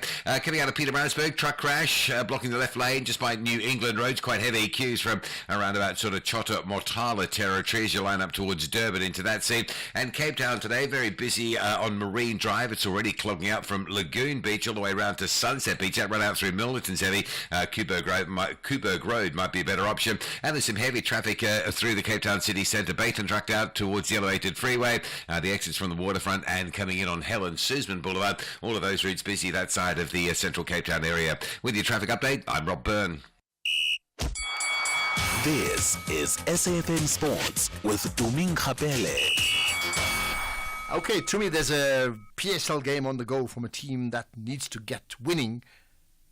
I'll leave it at that. Yeah, there's a Betway Premiership game happening today, and Amazulu co-coach Vusimusi Vilakazi says that their biggest weapon today against Kaizer Chiefs is going to be co-coach Arthur Zwane. Zwane coached Amakosi in the 2022-23 season. He also served as the assistant coach to Vladimir Vermezovic, Gavin Hunt, Stuart Baxter, and Molefi Nzeki. Now, Chiefs did not suffer significant in terms of team news. They haven't suffered significant injuries in the derby, but there are question marks over Mduduzi Shabalala, who was replaced by Glody Lilepo, while George Matlo limped out. Meanwhile, Wandile Duba is out for close to 2 months. Usutu, on the other hand, have started reaping the fruits of signing former Mamelodi Sundowns midfielder Bongani Zungu, who will be playing a key role again, and it will definitely be interesting to see how he fights it out with the ex-teammate Serino.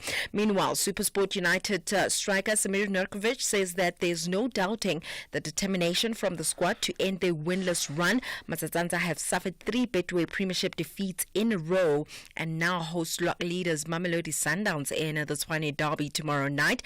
The slump has pushed SuperSport out of the top 8 and led to questions over coach Gavin Hunt's job security. And Nurkovic, who was finally registered to play last month, is confident of turning their fortunes around soon. I don't know about young players. Me, as a senior one already, I've been through these kind of situations, and I can say that there is no club out there that haven't been in such a situation. We can't just we cannot drop our heads down. We just need to keep them high up and keep working hard. And we need to trust the process. I'm the new guy in the team, a couple of new players as well. So the coach obviously is trying to, find the best possible solution for every game. We're working hard, we need to stay consistent, we need to keep working even harder, and results will come. Elsewhere, Tottenham Hotspur defender Radu Dragusin is set to miss the rest of the season after injuring an ACL in his right knee. The 23-year-old suffered the injury during Tottenham's defeat to Elfsborg in the Europa League last week and has to have surgery. Now, he's expected to be out for at least 6 months, and some ACL injuries can keep players out of action for up to a year. So they're waiting to assess him by the medical team just to determine how long it will take him for him to return to training. In cricket, England wicket-keeper Jamie Smith is likely to miss the first 2 one-day internationals against India this week, but he's expected to be fit for the Champions Trophy. Smith has a calf issue, which caused him to leave the field during the third T20 on the 28th of January, and he missed the following 2 games as India won the series 4-1. Now, the 3-match one-day international series, which begins on Thursday, or it begins rather on Thursday, with the second match following on Sunday.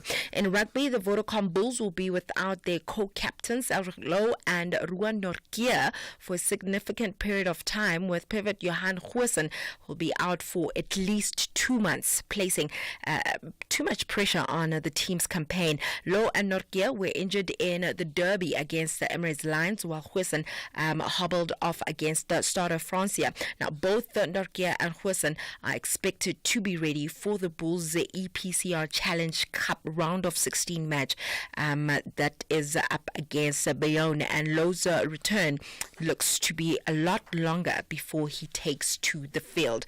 Finally, in tennis South Africa have announced the return of Wiphold International tournaments for the 3rd consecutive year.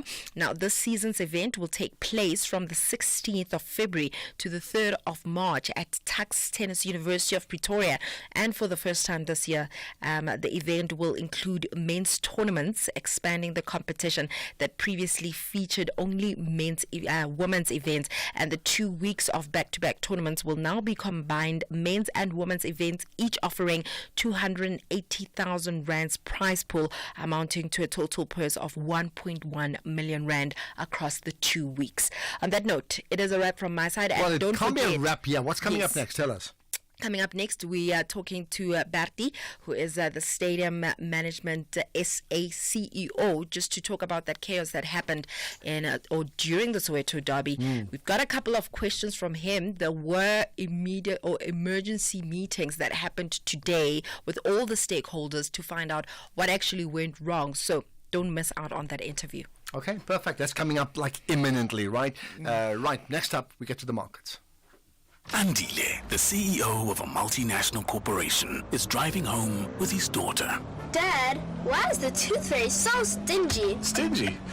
Well, she makes sure everyone gets something. Does everyone at your company get something? Yes, they're covered by Old Mutual Corporate's employee benefits. Even Abdul. Of course, he gets retirement benefits. And Sisampa on that big machine. She gets group risk cover if that big machine hurts her. Wow, that's amazing, Dad. Visit oldmutual.co.za/employee benefits and go from questions to solutions for your employees with Old Mutual Corporate. Old Mutual Life Assurance Company SA Limited is a licensed FSP and life insurer. T's and C's apply.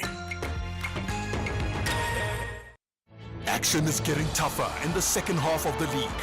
The Folks want to ease off pressure with a win, but the Eagles aim to fly with 3 points to remain in the top 5. This is the Bundesliga. Football as it's meant to be. Catch Borussia Mönchengladbach FC versus Eintracht Frankfurt FC on Saturday, 8 February at 7:30 p.m. live on SABC Sport on DTT Channel 4. Also available everywhere for everyone, always on SABC Plus and SABCSport.com. Proudly brought to you by SABC Sport. For the love of the game.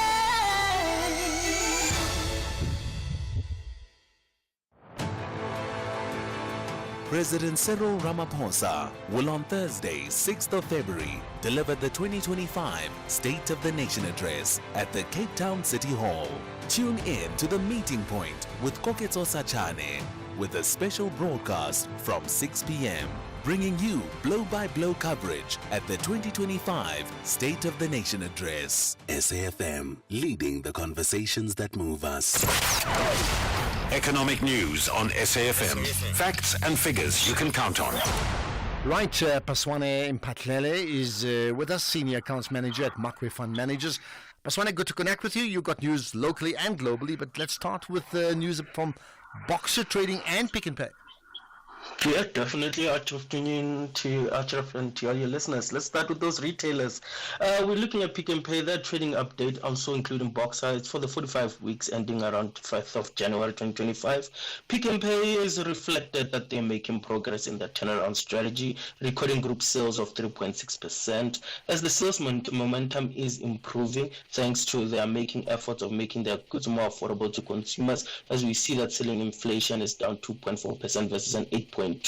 Clothing space, it continues to be a good diversifier for the guys. Their sales were up 10%. Online sales increasing in strength 42.5% as they continue to invest in e-commerce and reflecting the comfort of consumers liking the grocery delivery. Meanwhile, Boxer continues to execute on their growth strategy, which is paying off. Strong sales up 11.4%, supported by some of those promotional discounts they've been offering and their continuous value pricing strategy to attract consumers. However, their revenue growth was been hindered by the fact that there were regulatory delays when coming to liquor licensing approvals. Overall, Boxer is doing well in every metrics as they gain market share, while Pick n Pay is moving in the right direction. Yes, there is a hindering around their store restructuring, but moving in the right direction. We see Boxer was up around 2% and Pick n Pay double that at 4%. Coming into those markets, Ashraf, we're looking at the U.S. President Donald Trump making a similar character we've seen before when he's in the presidency, where he found middle ground with his neighboring countries, Mexico and Canada, as the tariffs were put on pause for a month later. Moving ahead with China, which has actually retaliated with its own selected tariffs on the likes of oil, gas, coal, amongst others, creating this trade tension. However, equities were more mature, taking a cautious read and react on the hopes that there could be a reversal between these two countries, as there's a potential call between the two leaders. Thus, we're seeing when you look at the likes of the VIX, it's below 20. It's not showing much of concern. Dollar is below that 109 level. Meanwhile, bond yields are rising slightly, just reflecting the concerns around inflation. We've seen the recent business activity numbers in the US, they were up. And also, when you look at that inflation being sticky, gold is also reflecting some of this outside the tariffs. Similar concern, they're hitting its all-time highest gains, keeping them up 0.6 at $2,832 an ounce. Oil is reflecting more of a supply-demand tug, but demand, it seems like it's getting the better of it, down 1.6 at $74.22 a barrel, which is good for countries like us as importers. Equities are playing out as a more of a wait and see to the next catalyst. We see the US has opened with the S&P and Nasdaq were flat. Dow was down 0.1. In Europe, the CAC was up 0.4, DAX up 0.2, FTSE was down 0.3. JSE was solid 1.1% gains, thanks to industrials up 1.5, financials 1.1, and resource sector up 0.2. Looking into the currency space, we're seeing at a relatively unchanged. Rand against the dollars at 18.72, Rand against the euro 19.38, and Rand against the pound 23.30. Perfect. Thanks for that. And we look forward to connecting with you tomorrow. That's Paswane Mpatlele. Cheers. Ashraf Garda on the National Pulse. Right, let's get to another issue. In fact, I'll take your calls in a few minutes' time, so we want to get your audience engagement. Looking forward to that. But there are some important issues that we need to be covering. So later on, we'll chat about the alternative mining endeavor, just to give you a heads up around that, right? But Tumi, let me bring you in firstly, because this is something that you touched on yesterday. So just give us the scene setter firstly before we. In fact, we've got Bertie. I want to just double check if we've got him on the line. In fact, we do have Bertie Grobler on the line. He's the Chief Executive Officer of Stadium Management South Africa. So Bertie, good to connect with you. I'm Ashraf, and you got Tumi with us as well, right? Thank you for your time. Good afternoon, Ashraf. Tumi. Thank you. Right, now, Tumi, give us the scene setter. Yeah, so basically, there was a lot of complaints from fans that went to the Soweto Derby on Saturday saying that, listen, I bought a ticket to watch this match. However, when I got to the stadium, I was told that the stadium is filled to capacity, and most of them asking themselves, how did that happen? Because if I have a ticket, surely it means that someone is inside the stadium that hasn't really bought a proper ticket. Perhaps they've gone in with a fake ticket. So I think the conversation is around that, and just how stadium management South Africa is working around the clock to ensure that the same thing does not happen again. And how many people do we know that didn't have tickets? I mean, is there a number? How many people, No. in fact, were kept out of the stadium? Let's put it that way. We don't know I'm not sure if we do, and I think that's why we have Bertie on the line, just to let us in on what actually happened on the weekend. All right, Bertie Krobler, let's then talk to you. I don't want to know the score. I know that Pirates won 1-0, but what actually happened over the weekend regarding ticketing to the game, and who's inside and who's outside? Yes, I've got Pirates 1-0, and I've got 20 blood noses at the moment. And first of all, the fans didn't deserve what happened on Saturday. But let me give some background to this. And we anticipated, with the tickets sold out 2 weeks before the time, that we're going to be confronted with fake tickets and fraudulent syndicates operating around ticket sales. But we didn't anticipate the extent of this. Now, if I say we, I refer to the Event Safety and Security Planning Committee, constituted in terms of the SASRIA Act. And what happened on Saturday is, in the stadium, we've got a secondary counting system. So there's the ticketing agency scanned the attendees, and then there's a secondary counting system at the turnstiles. At one point, we realized that we at capacity now with people inside the venue. And the VOC, the Venue Operating Center, convened and made a decision that for the safety of the spectators and the people inside, we had to close the gates. And I know that there were people inside with fake counterfeit tickets, and that there were people outside with legitimate tickets. Okay, But so let's yes. just pause on that. What do you think then? How many people in the stadium had counterfeit tickets?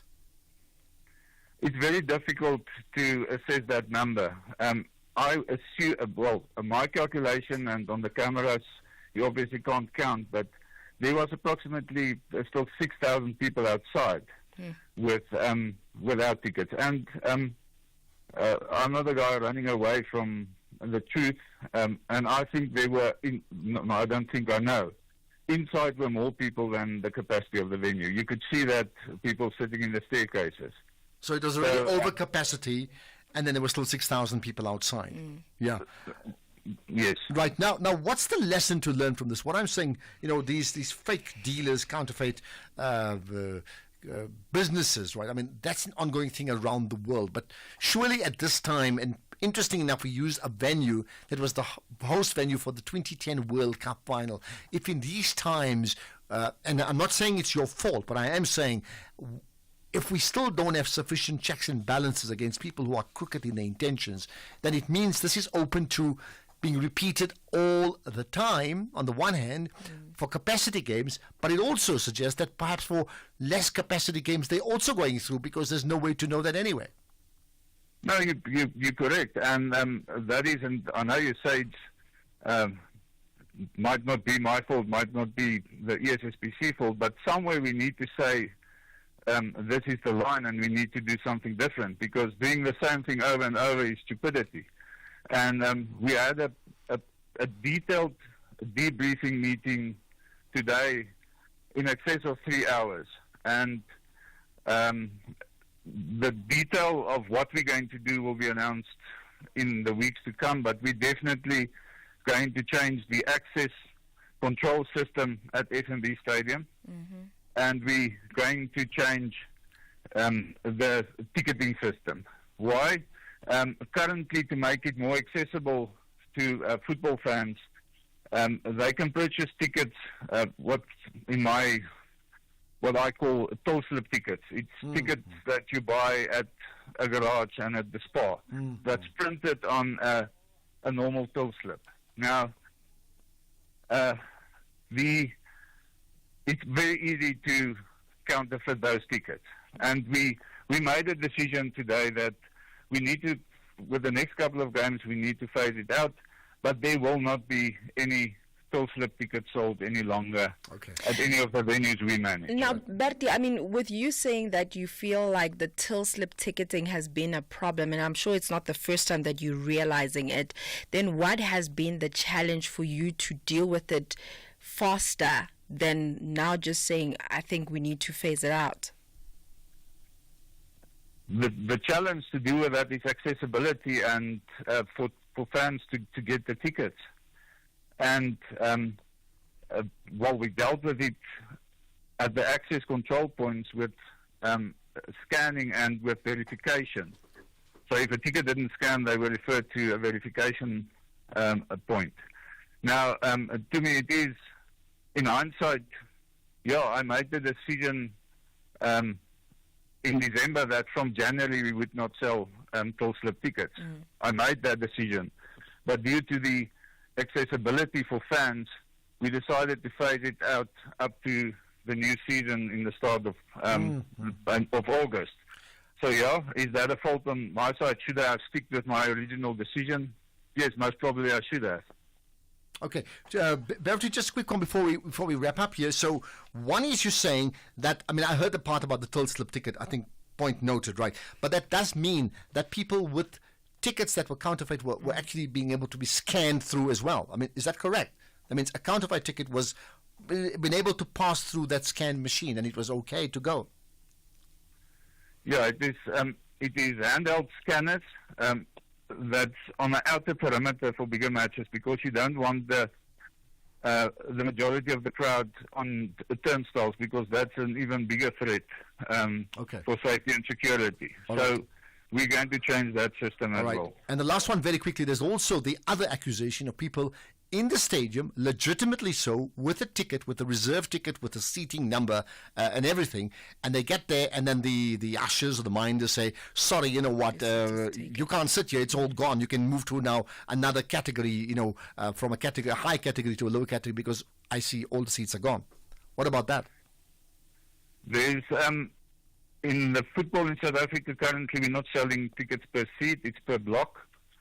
And that's another discussion we had in the debrief, and we're engaging with the PSL as well. If it's time to start a fan education process, that you actually sit on a seat that you bought per ticket. But currently, you sit per block and there's no allocated ticket per seat. Okay, last one. Yeah, just last one. Are you able to give some sort of assurance to the fans? Because surely the ones that had bought the tickets and weren't able to go inside the stadium, they feel like they were robbed of their chance to watch a match that they feel they put them, or they were able to buy with their own money, and unfortunately for them, they can't get any refunds.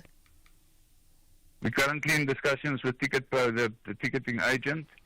And we're investigating that, because obviously you need now to confirm who had a legitimate ticket that remained outside. So we're currently investigating that. Bertie Krobler, I appreciate your time. Thanks for that update. Whether it gives people the joy they want to hear, I don't know. We'll find out about that soon. Chief Executive Officer of Stadium Management South Africa, that effectively manages the F&B or Soccer City Stadium in Johannesburg.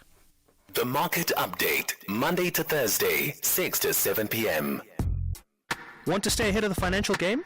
Join us tonight from 6 to 7 p.m. for an insightful journey through the day's market developments, financial updates, and investment news.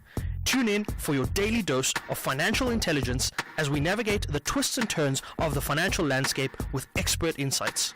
Only on the SAFM Market Update. SAFM Market Update with Jimmy Muyaha. The National Pulse with Ashraf Garda. Okay, let's get to your thoughts. Kevin in Roodepoort, go for it. Yes, Ashraf, I just wanted to say I was at that game on Saturday. What a mess. I think, firstly, the security guards there, it's just clueless. They let people in with $50. You can just walk in there. It's a complete mess. And in terms of the seating situation, I love watching live sport. And if I go to the Wanderers Cricket Stadium, if you're not sitting in where your ticket is allocated, you get removed very quickly and professionally. At Soccer City, it's been a mess for many years. I don't know why it's taking them so long to get that right. They know that's what a 90,000 capacity stadium, and they still can't get it right. Well, I completely agree with you. This has been going on, and the fact that they may say, well, we're getting people from different backgrounds. If we want to be competitive as a country, globally and even nationally against other sports, like let's say soccer against cricket or rugby on the same weekend, then you have to give the audience what they want, which is the comfort of knowing that the seat they bought is where they're going to sit, as opposed to hassling and haggling for another seat, even when you already have a seat. Kevin, your point made. How did we get it right with the World Cup? Because what is different? Because who was running it? Wow. Exactly. Good point. Kevin in Rudapur, thanks for that. Right. Funzi in Pietermaritzburg, let's talk about the USA. Yes, Ashraf, I want to pick up on the discussion that you had with Lindy. Yeah.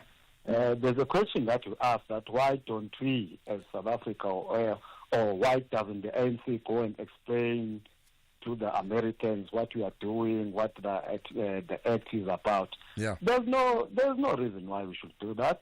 They don't come here and explain whatever they do.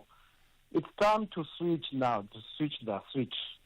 It's time to really, there's a realignment of geopolitics in the world. America is falling, it's coming down, crashing. So we have no business of telling America. We are a sovereign country. Each time we are making laws, it's because of our constitution, and we make laws based on the processes that we have as gazetted in our constitution. Well, I hear you. You see, Funzi, I'll tell you what, I'm not a fan of many things American, but the one part I will disagree with you is, at this point in time, for good or for bad, we are dependent on them for so many things. Now, do we want to remove the dependence? I completely concur with you on that. Not just with America, with everybody else too. But until that time, you can't actually go switch on, switch off, because you are dependent on them. That's the reality. Yeah? Okay, Funzi, I think is gone. Magdalene, go for it. Okay, thank you, Asha. Sorry, afternoon. Afternoon, yeah. And afternoon to the listeners. Asha, I like it when you pinpointed the history part, whereby the very same ruling party, together with other black revolutionary movements, went over and requested the very same help from the very same country, and it was agreed upon. It was positive, but it's not that I'm onto AfriForum side, no. But I'm saying let's recall and see why is it happening again this time by Donald Trump. It is because of the history. So he realized that that is the only way to go to get into South Africa, into South African leadership and ANC senses, to say, wake up, please. Don't do something which is going to cripple out the South Africans. Because much as we still have the policies of expropriation of land, are we sure that those policies are going to be applied accordingly? Because according to the way we are running democracy in South Africa, we the South Africans are suffering from the very same democracy which we fought for. So I think it is important that Ramaphosa must be called to Trump, and then they sit down and negotiate. And Trump must get into his senses to say, please check on South Africans. Please take care of the South Africans. No, but I don't agree that Trump must get into his senses. Trump is yeah, okay, I hear you, Magdalene. We're on to news time. Trump must get into his senses to say we must look after us. I don't think, I agree with from Funzi's point on one part, but I also disagree that we can't ignore them. But I would agree with him on one part. We can't think of us as a province of the USA. We can't do that. And Trump is not my president, certainly not yours either. Let's get the news. It's 5 o'clock. Here's Greg House.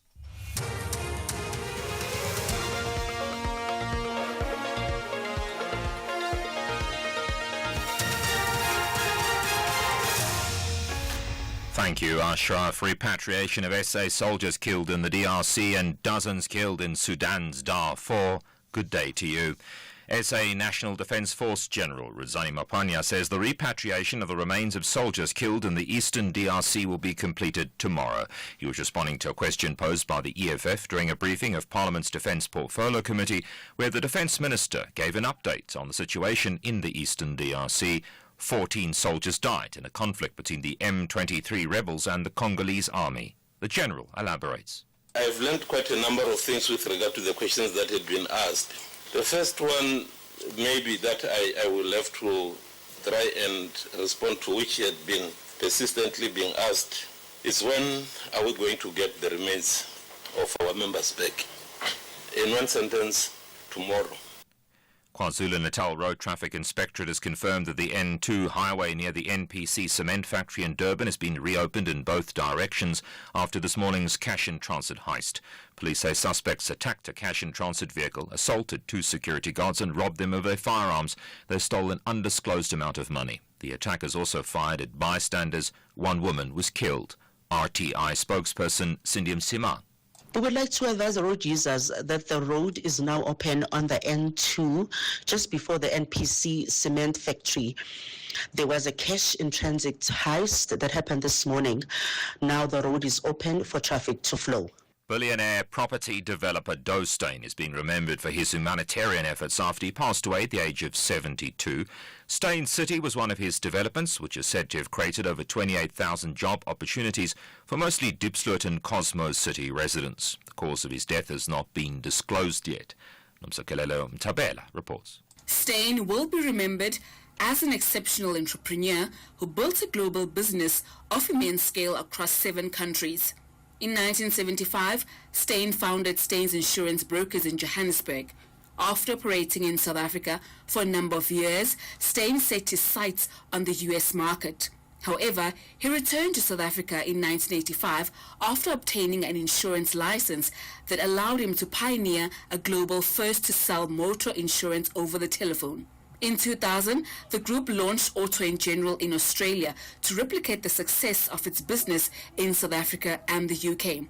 Steyn is survived by his wife Caroline, 3 children and grandchildren. Head of Pediatrics and Child Health, University of KZN, Professor Refu Masekela, has received the prestigious American Thoracic Society World Lung Health Award. It recognizes the outstanding contributions of individuals in improving global lung health, with a strong emphasis on addressing gender, racial, ethnic, and economic health disparities. Dozens of civilians have died as Sudan's army and the rival paramilitary rapid support forces continue to fight for control of the Darfur region. More than 15,000 people have been killed and millions displaced since the start of the conflict in 2023. The BBC's Kalkania Bertel has more. Monday's airstrikes allegedly conducted by the army on positions held by the Rapid Support Forces, or the RSF, in Niala city in South Darfur are reported to have left at least 30 civilians dead, while more than 60 civilians are said to have died when RSF forces fired heavy artillery towards the besieged city of El Fasher. With access heavily restricted, it's difficult to confirm claims or establish the true extent of the damage. But what is clear is the past few days have seen intensified clashes. The top story, SA National Defence Force General says the repatriation of the remains of soldiers who were killed in the eastern DRC will be completed tomorrow. And that's SAFM News. I'm Greg Khos. SAFM, guiding you through the rush hour traffic. Looks like the rain moving into the Gauteng area, particularly southern parts of Joburg. Traffic going very slowly on multiple routes. Drive carefully if it's wet where you are, please. A lot of pressure on the Mike 1 today. Sandton all the way through to Uncle Charlie's, deep into Southgate territory. A breakdown on Joburg's M3 South near the London Road exit, causing a delay from Buccleuch. And there's some roadworks around the R21 South, just past the Olifantsfontein exit. If you're on your way to the airport, make sure you've got time to get through that backlog. Durban today looking generally fairly standard around town, and nothing that really leaps off my traffic monitoring page as being a big problem. Maybe the M4 Southern Freeway down towards the N2 a little bit slower than you'd like, and we just got a little bit of traffic at Cliffdale. The big one is the truck crash at the bottom of the Pietermaritzburg bypass, Durban bound. That crash near New England Road, 1 lane open, pushing a heavy queue back towards Chotamotala. Just outside Cape Town, Stellenbosch is really heavy. If you're in the Stellenbosch sort of central area, it is gridlocking for some reason today. Crash on the M5 northbound of the Cooper. Get a change damage, causing delays up from the N2, and the Greenpoint side of the CBD is fairly heavily backed. Routes like Helen Suzman, exits from the waterfront, Strand Street, that side of Greenpoint, all very slow going. With your traffic update, I'm Rob Byrne. And coming up in your sports this hour, plans in place to curb fake tickets at football matches in South Africa, and England Smith likely to miss first 2 ODIs versus India. More details at 5:30. President Cyril Ramaphosa will on Thursday, 6th of February, deliver the 2025 State of the Nation Address at the Cape Town City Hall. Tune in to the meeting point with Koketso Sachane with a special broadcast from 6 p.m., bringing you blow-by-blow coverage at the 2025 State of the Nation Address.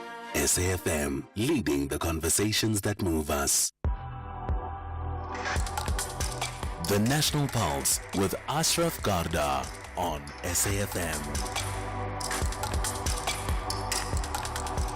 You're listening to the National Pulse, weekdays 3 to 6 p.m. Actually, what I've been reading those tweets between Gayton McKenzie and Herman Mashaba with great interest. You know, earlier on we spoke about it and saying where Gayton made the point, and I'll repeat it. Many are saying that Donald Trump has no business telling us what to do. I will argue differently. When a man pays some of your bills and he feels that he disagrees with certain behaviors of yours, he has a right to ask, intervene, or even instruct. That's the uncomfortable truth right there. Then we've had a response that come from Herman Mashaba to Gayton McKenzie. That's why Twitter does work to a degree, the X platform. Herman says, I totally disagree with you, Gayton. South Africa is not part of the USA. South Africa is a sovereign state. We are not going to sell our souls for any amount. If you are that man, let that be your own values, okay? And then it continues. And then Gayton continues saying, read to understand. By asking people for money and not wanting them to question or differ with you is lunacy. We are getting money from the USA. Fact. Let's stop asking them for money and do our own thing. Reality is stubborn, my friend. The reality is that we can't afford this arrogance. Okay, there we are. That's the National Pulse. Okay, let's pick up another issue. You know, initially when we started the show, we spoke about the electricity outages and whether it affects black communities only, okay? But before we get to that story again, let's pick up some of your thoughts on the issues that we've covered so far. Good day, Ashraf. Remember that time that when Steve Hofmeyr went to the USA and told the US community that there was a genocide in South Africa against white people, and falsifying, not having zero patriotism. And what happened then? Nothing. There was a single tweet and, yay, we're going to do this and do that. And then what happened? Nothing. And people must also realize Donald Trump is a populist, or whatever they call it. Just likes to scream without the data and then come down. I'm going to impose tariffs. Now where are the tariffs? They've come down. So what they did, the nice thing was just they exposed themselves of how unpatriotic they are. They are white before South African. And now at least we see through them. Thank you. Got that. I can't stop thinking about that motorbike in the background. I'm just making that point, okay? Right, let's get to the issues of electricity and whether, in fact, outages discriminate. That means, do they target black communities or poor communities versus others? So earlier on, we chatted to Dr. Trevor Ngwane, right? And let's then look at this. Is it factually correct to conclude that South Africa's planned electricity outages target, one community over the other, in this case, poor communities or not? So with me now is Kiabetswe Sticks Malebo, who's a Pimville community leader. Thank you for joining us here on the National Pulse. Thank you for having me. Pleasure. Right, so let's do this. Let me play back a soundbite of the clip that we had with Dr. Trevor Ngwane discuss this issue of load reduction and what he called energy racism. In the New South Africa, in hostile electricity politics and attitudes. For example, when referring to township folk or shack dwellers, these people don't pay for electricity. They want free electricity. They want cross-subsidization from white people. They waste electricity. They don't know electricity. We are doing them a favor. They have illegal connections. They have a culture of non-payment. We take that as hostile attitudes. Okay, that's just one part of it. So let's get your thoughts, Kiabetswe Sticks Malebo. You're a community leader in that Pimville community. What do you feel about what was just said, that in fact there's this issue of energy racism? I share the same sentiment that Ubabu Trevangwani, because, you know, as a community leader, we've had multiple meetings regarding our energy crisis and unplanned power cuts. I mean, when you look at unexpected interruptions of electricity, unplanned interruptions, you look at like things like overload, you look at severe weather, you look at whether maybe a street, you know, pole was like bumped into by a car in terms of accidents.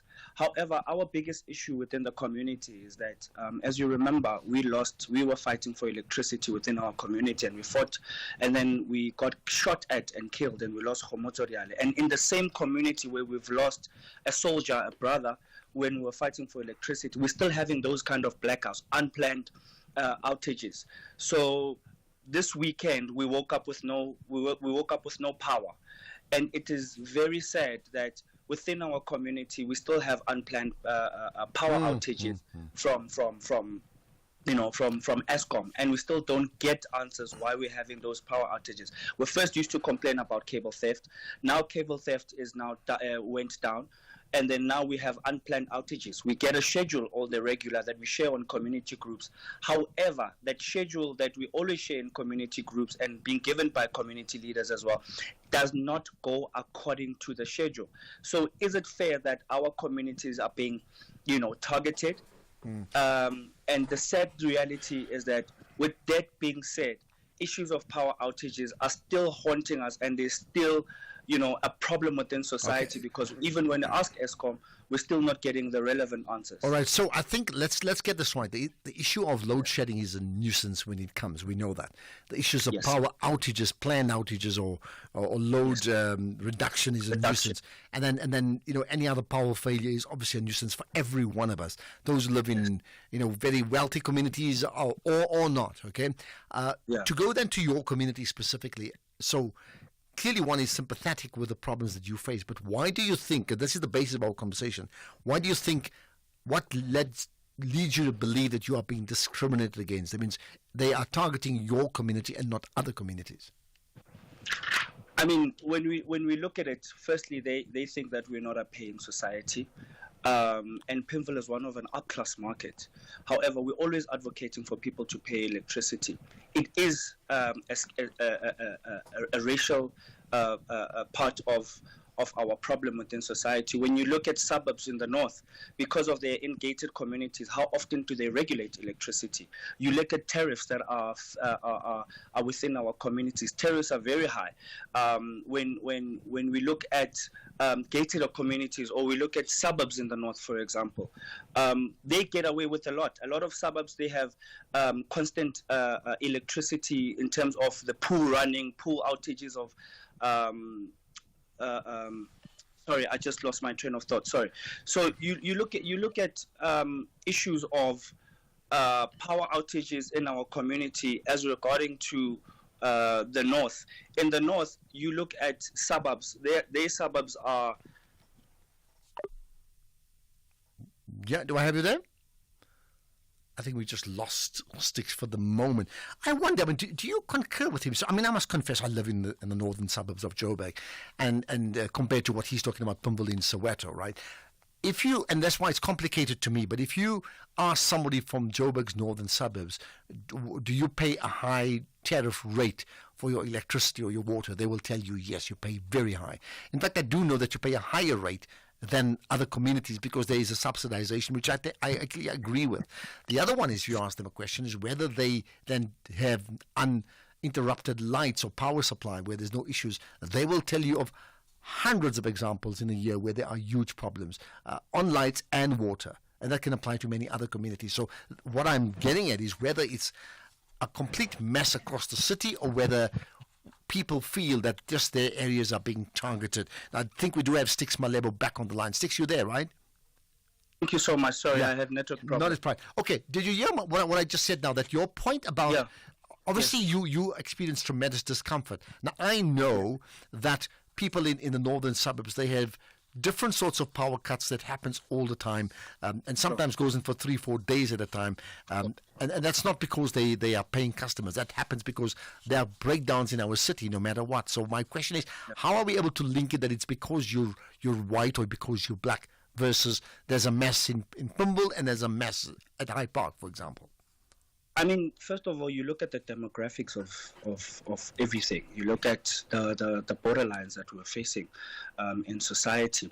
We're being targeted because we are in Soweto and we are being put in this basket that Sowetans do not pay. And we are being put we're being put in this basket that we have breached electricity, or rather we have we've tampered with the infrastructure. However, it's not like that because we always advocate for people to buy electricity. Not so long ago, when you look at when they were upgrading their systems, there was massive queues of old people who were gathering to say, we are ready for our systems to be upgraded. And they showed that we are ready to pay. However, our biggest concern is that if our people are coming out and say they are ready to pay for electricity, but we still have unplanned outages because of where we are, this could be a huge racial barrier. This could be a huge demographic barrier to say because of its Soweto, we are being put in a basket of saying. Okay, but how do you know that for sure? You see what I'm saying? Have you been told that we're cutting you off in Soweto because of where you are? Or have you been told we are cutting you off because you are not paying? Or have you been told you are being cut off because you're black?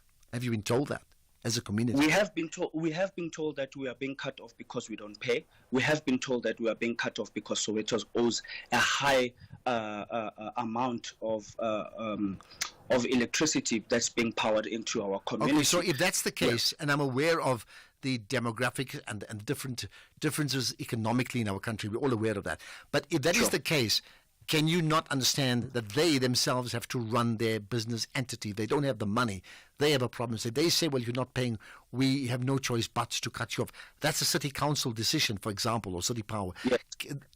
Why would that be seen as a racial issue when the issues of money is another whole separate issue about wealth differences between different race groups? Okay, the biggest problem right now is that Eskom does not know how to collect their revenue.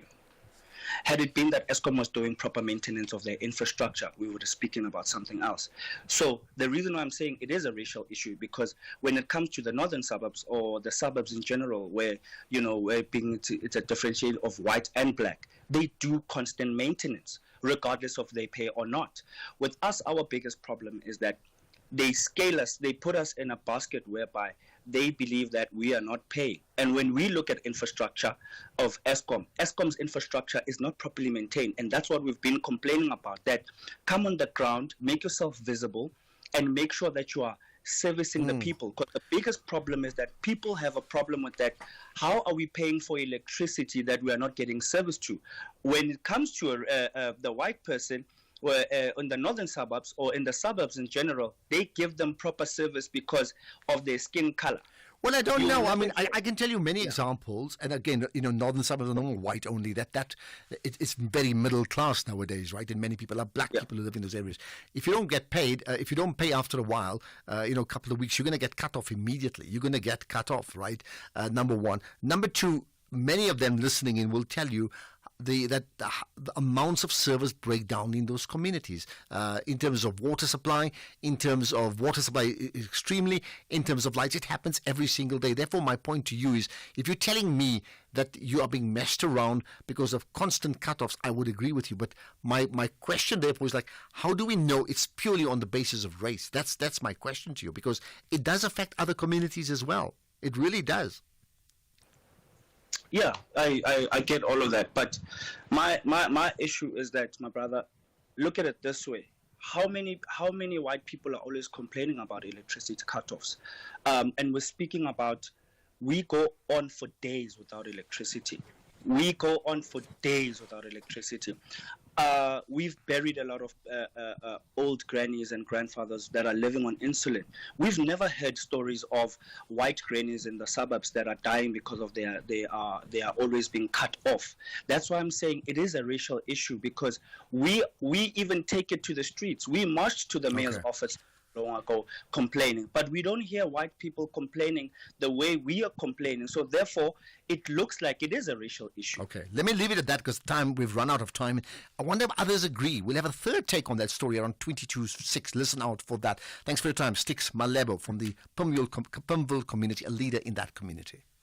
In the Arena is a docu-series that takes an in-depth look at the life and career of the legendary tennis player Serena Williams, offering a behind-the-scenes glimpse into her journey, both on and off the court. It explores her rise to tennis dominance, challenges, and personal experiences. Do not miss out on a great story of incredible impact. Catch In the Arena on Saturdays at 3 p.m. on SABC3. Alternatively, at 9 p.m. on SABC Sport on DTT Channel 4 on Saturdays and Thursdays. Also available at your fingertips on SABC Plus. Proudly brought to you by SABC Sport. For the love of the game. Santam can cover your car in just 2 minutes. That's faster than scrolling through your streaming app, choosing a show, then deciding against it to rewatch another show because you didn't want to start without your partner and sit through the awkward "I started without you" chat. Get your car covered in just 2 minutes so you can live in the moment, not in the worry. Visit santam.co.za. Santam. This is freedom. Santam is an authorized FSP, a licensed non-life insurer and controlling company for its group companies. President Cyril Ramaphosa will on Thursday, 6th of February, deliver the 2025 State of the Nation Address at the Cape Town City Hall. Tune in to the meeting point with Koketso Sachane with a special broadcast from 6 p.m. bringing you blow-by-blow coverage at the 2025 State of the Nation Address. SAFM, leading the conversations that move us. The National Pulse with Ashraf Garda. Weekdays, 3 to 6 p.m.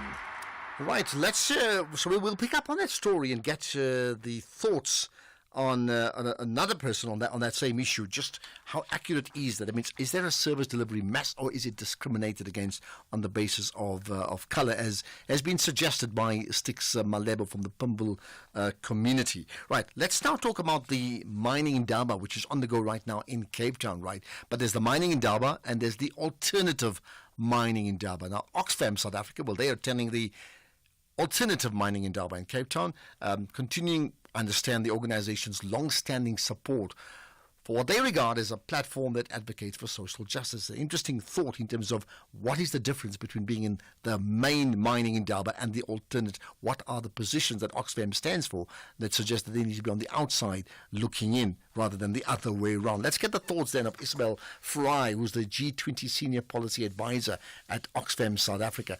Isabel, appreciate your time. You're connected to the National Pulse. Thank you so much, Ash.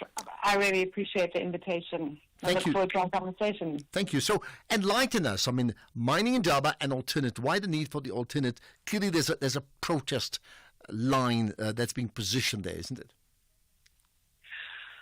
I think you hit the nail on the head. When people wish to advance a position, as we do, you either work as an insider or you work as an outsider. And I know that in earlier days, people try to work through the main mining indaba, but hit a number of brick walls. And so the alternative mining indaba is really a statement of working beyond the confines of the mining sector.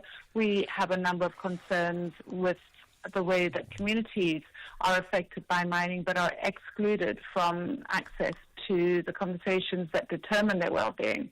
And ideally, of course, we would want to have bridges built between the resolution, in order to communicate the resolutions that come out of the alternative mining indaba to the main mining indaba, where the owners of the mines and the shareholders are. But I also want to say that there is value in the process of meeting as well. So it's not just a protest meeting. It's not just people kind of coming up with a list of grievances.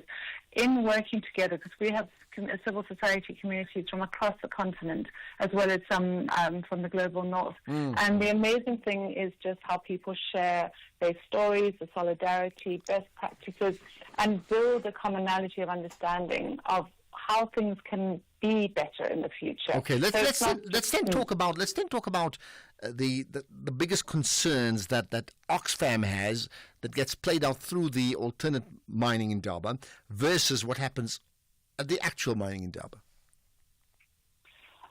So one of the main concerns that Oxfam has is looking at access to energy, and that really is one of the main themes of the alternative mining in Indaba, is who benefits from the energy that is being produced. So what we have here are a number of different idea labs where we break into small groups and people share the kinds of ideas for how renewables can be generated and sustained. And those are dealing with aspects that affect communities who are within the shadows of the mines, but those would never be on the main agendas of the main mining in Indaba. So we addressing those aspects which communities suffer at the hands of the mining houses. So you're saying if it's not, they're not, and you say they never will be on the agendas of the main mining in Indaba. Why would they not be? I mean, I would think that whatever the reasons of these big mining houses existing, and maybe profit is an important part, they also would understand that they have to respond to the changing climate of the world, and I don't mean just real climate, but economic climate of the world and social climate, and therefore they need to be on the agenda. Absolutely, Ashraf. So my point was really about saying priorities. I don't believe that the question of fair access to energy would be somewhere on the agenda of the main mining in Indaba. What I'm saying is that with the alternative mining in Indaba, we're saying that that's where you start. It's not a conclusion, because the question of just transitions, for instance, is a really tricky one. You've got mining houses who are facing the closure of mines. You've got communities who have degradation of environment as well as massive loss of jobs. And you've got the government who are tasked with trying to create jobs for the millions of mine workers who are being affected. I think it's really appropriate that for people who have a particular interest, such as communities, that they self-organize around that, which is in effect is really what the main mining in Indaba is doing. Of course, those who have the wealth and the power and own the mines should definitely be a lot more attentive to the concerns and voices of people who are actually doing the mining and creating the wealth by having the extraction, and whose lives are always affected directly by the conditions of the mines. But what we're saying is really, we need to ensure that the voices of people are heard and recognized, but it doesn't mean that it has to be at the cost of the main mining agenda in Indaba as well. And these voices, I mean, we almost have to news time, so I'm going to rush this thing. I mean, these voices that are being heard within the alternative mining in Indaba, do they ever cross over now? You know, that means are there conversations that take place even on the outside, even on the streets, if not in the actual forums of the mining in Indaba proper? They are, and they're always very amusing stories of people who share lifts, people who are in the same restaurant, and people who recognize, because remember, Ashraf, these are people from across the continent, and there's always a very sort of amusing reflection after the event of how we see ourselves sometimes as being entrenched in different positions. At the heart of it, we know each other, we know the communities people come from.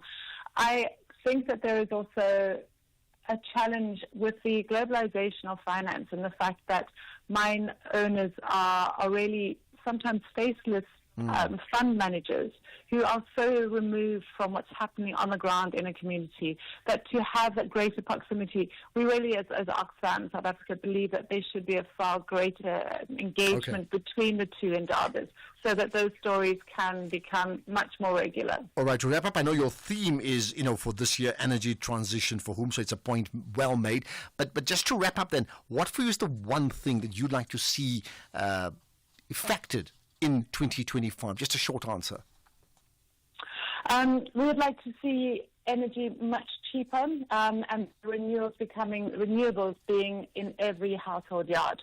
We believe that people should have access to their own energy sovereignty. And I look forward to that, believe me. Thank you for your time, Isabel Fry, the G20 Senior Policy Advisor at Oxfam South Africa. Today, part of the alternative mining in Java that's taking place on the sides of the actual mining in Java. Let's get the news headlines. Here's Greg Hurst.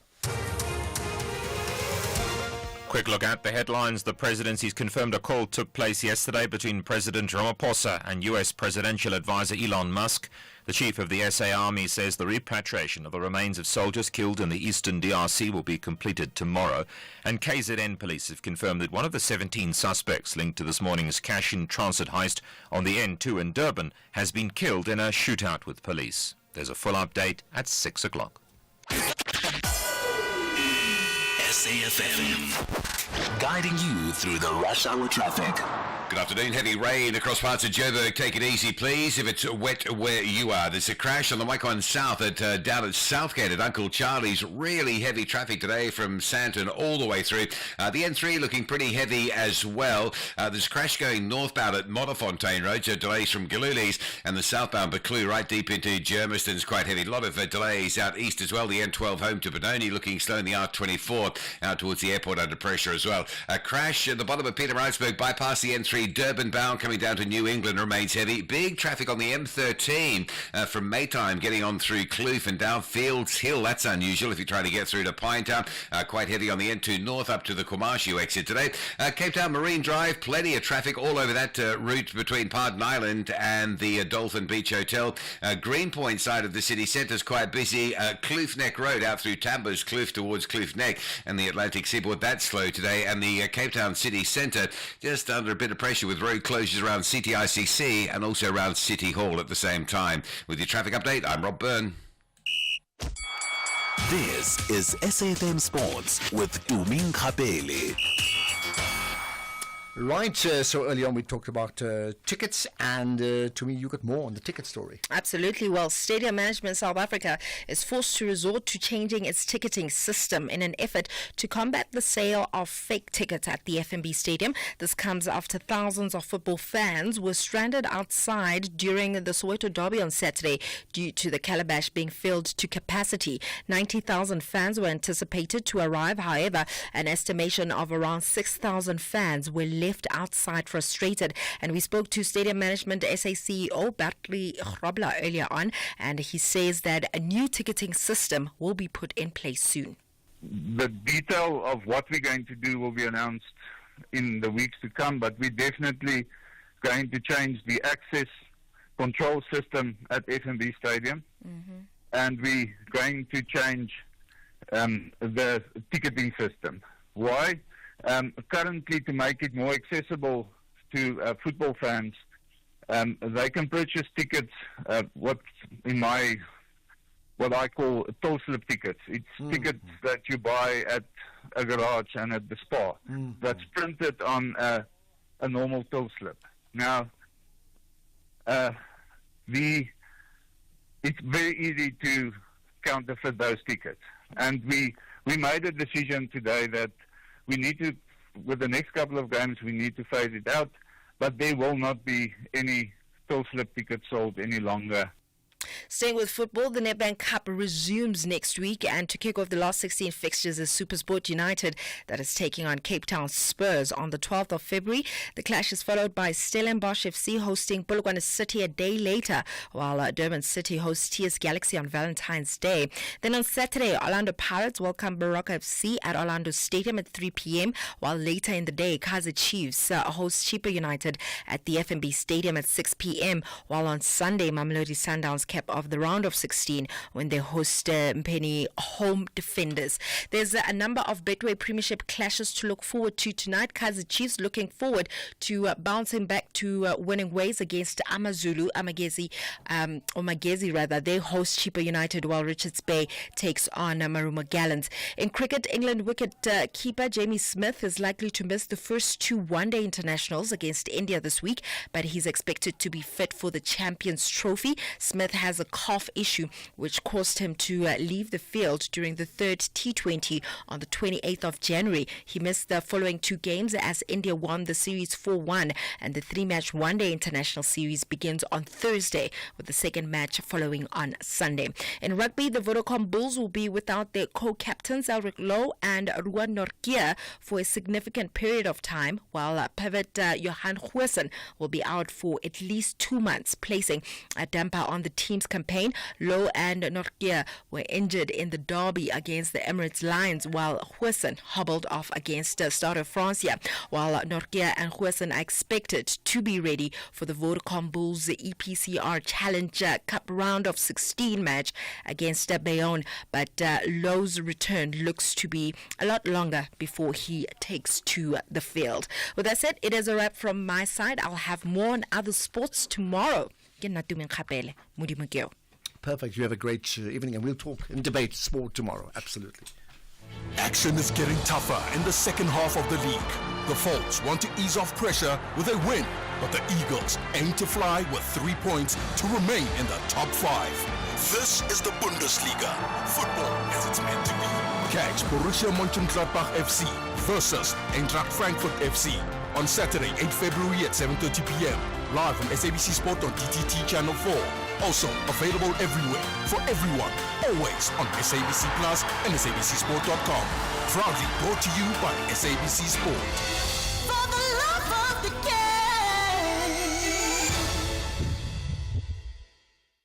Our story is a South African story. Anchored in the belief that it takes all of us to build a country that thrives. To educate our children for a brighter future. To care for our health and well-being. To nurture our environment to sustain future generations. And to transform and build a stronger nation. When no one is left behind. Inspiring each other to succeed. Anglo-American. Right, this is interesting. You'd think that, reheating leftovers would be quick, right? Yeah, I think we all do. But somehow they're still cold. Well, back in they go. Still cold. It sounds very frustrating, but the third time, you just eat them anyway. Yeah, is that you? But you know what's faster than reheating leftovers? Getting your car covered online with Santam. It only takes 2 minutes, really. To switch, visit santam.co.za. Santam. This is freedom. Economic news on SAFM. Facts and figures you can count on. Right, Jimmy Moya as always hosts the SAFM Market Update. Jimmy, I trust you are certainly in a good space. Now, what for you is moving markets today? Good afternoon, Ashraf. Good afternoon to the listeners. We're taking a look at some of the commodities prices. They continue to perform quite well at this point, especially if we're looking at the gold price. Looks like it is on a roll that is very difficult to stop and slow down at the moment. I suppose a lot of that is being driven by some of the sentiment that is being put out into the market from a risk perspective as well. So lots for us to look into from that perspective. I'll give you a quick read on what's been happening from a pricing perspective in a moment. But let's first take a look at what we have coming up on the show. We're going to be taking a look at the multi-choice Canal Plus deal. We're going to be unpacking some of the latest developments there. It looks as though we have an indication from Canal Plus as to what the post-takeover structure would look like. Remember, some of the concerns there were that ownership of a national broadcaster the size of MultiChoice could not be sitting in the hands of a non-South African. So foreign ownership was a big contentious issue there. So we're going to look at that amongst other things related to that deal. We're also going to reflect on what we anticipate could come out of SONA ahead of the State of the Nation address that will be taking place on Thursday. Of course, we will not have a show as a result of that, but we will look forward to that and we'll do a bit of a SONA post review the following week. We're also going to be taking a look at or reflecting rather on the life of one of the biggest business moguls in South Africa, the late Dow Steyn, obviously passing away today. Our condolences to Carolyn Steyn and the Steyn family. We're going to be reflecting on quite a legacy from a business perspective, being one of the first insurers in the country to even build the industry. So we're going to be speaking to someone who knew the late Dow Steyn quite well. We're going to be speaking to the Nelson Mandela Foundation on that. And then we've got, as part of our property feature on a Tuesday, we're going to be taking a look at understanding the impacts of being married in community of property where it relates to home ownership. Before we get to that, as I said, markets have been reacting to a couple of different things. If we look at some of the equity markets, the bulk of them were in the green after having finished most of yesterday in the red. The ASX in Sydney marginally in the red, about 6 basis points, but the Hang Seng in Hong Kong was up 2.8%. The Nikkei in Tokyo 0.72% in the green. European markets, bit of a mixed bag. The FTSE, the lagger there, slightly down about 7 basis points in the red, whereas the CAC 40 was up almost 2/3%. The Nasdaq is up 1% at the moment. The S&P's up 0.5% at the moment. They're still going to be trading into the evening session. Our own markets had a really good day. Financials up 1.2%, industrials up 1.4%, resources up 1/3%, the top 40 up 1.1%, and the all share up 1.1%. So good recovery from our local markets. It looks as though markets, particularly South African markets, are shrugging off the sentiment that's been pushing them from the global peers like the US. When we look at the US dollar, $1 will cost you 18 Rand and 66 cents, 1.5% stronger there. We were closer to 19 Rand at some point this week as well, just yesterday. If we look at the price of a euro, €1 will be 19 Rand and 38 cents, 1 Australian dollar, 11 Rand 66, 1 British pound, 23 Rand and 29 cents. Bitcoin touched above $100,000 momentarily. We're back at 98,900 at the moment. If we look at commodities pricing, platinum and palladium back above $1,000 each. Platinum $1,017, palladium $1,032 an ounce. Brent crude $76.29 a barrel.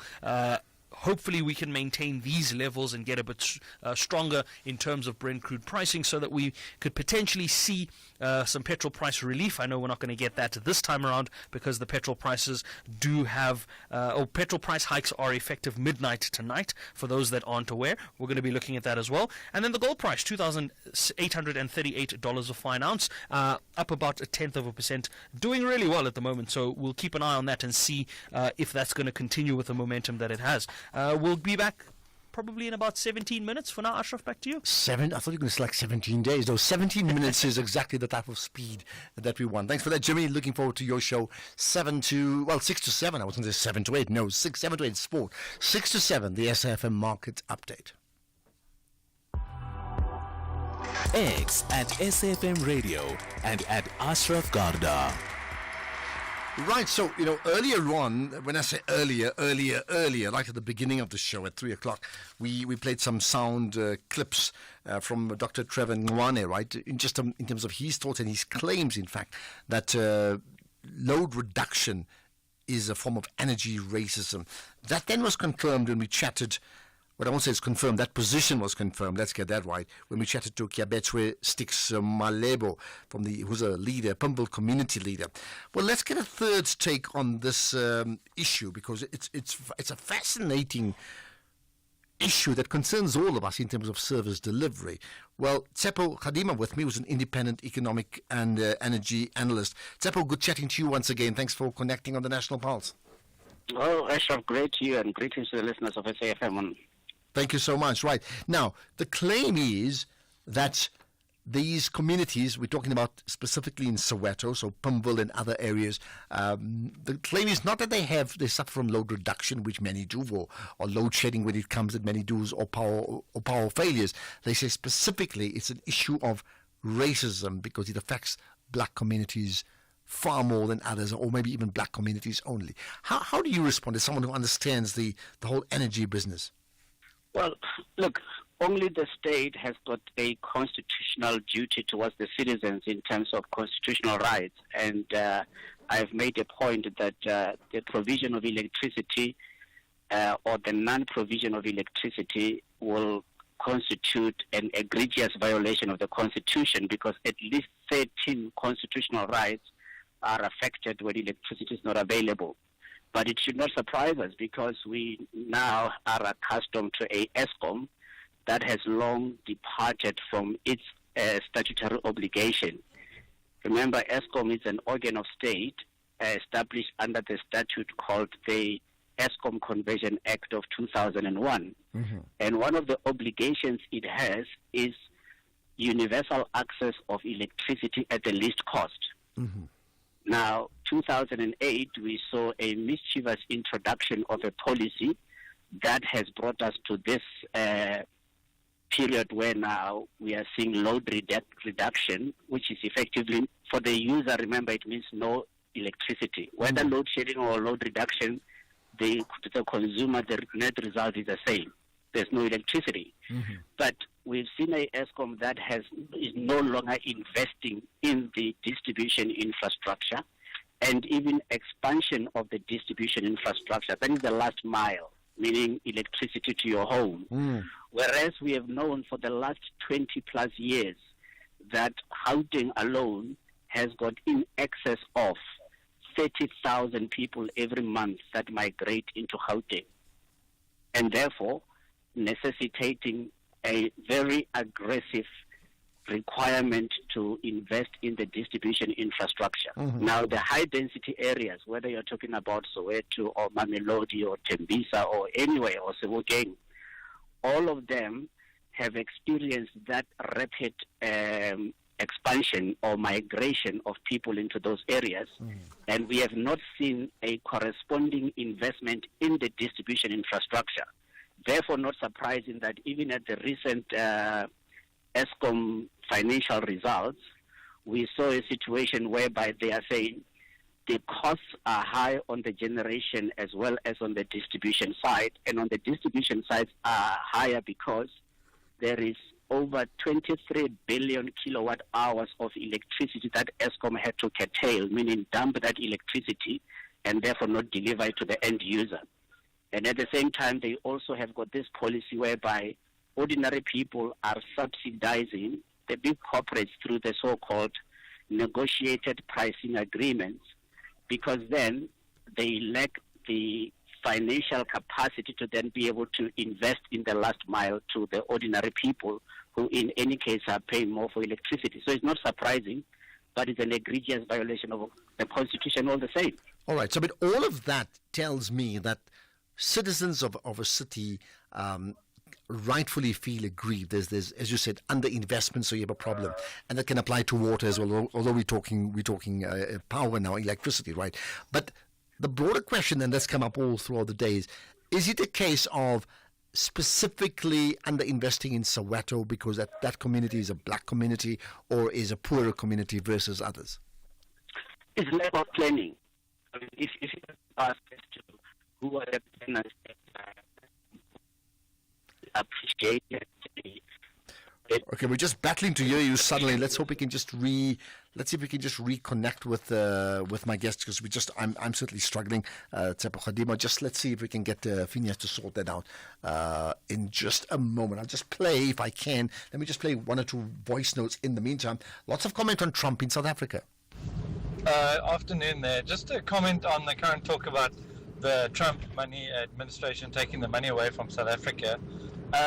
Firstly, we must put down the begging bowls and start actually doing something for our own citizens rather than waiting for the Americans to give us money.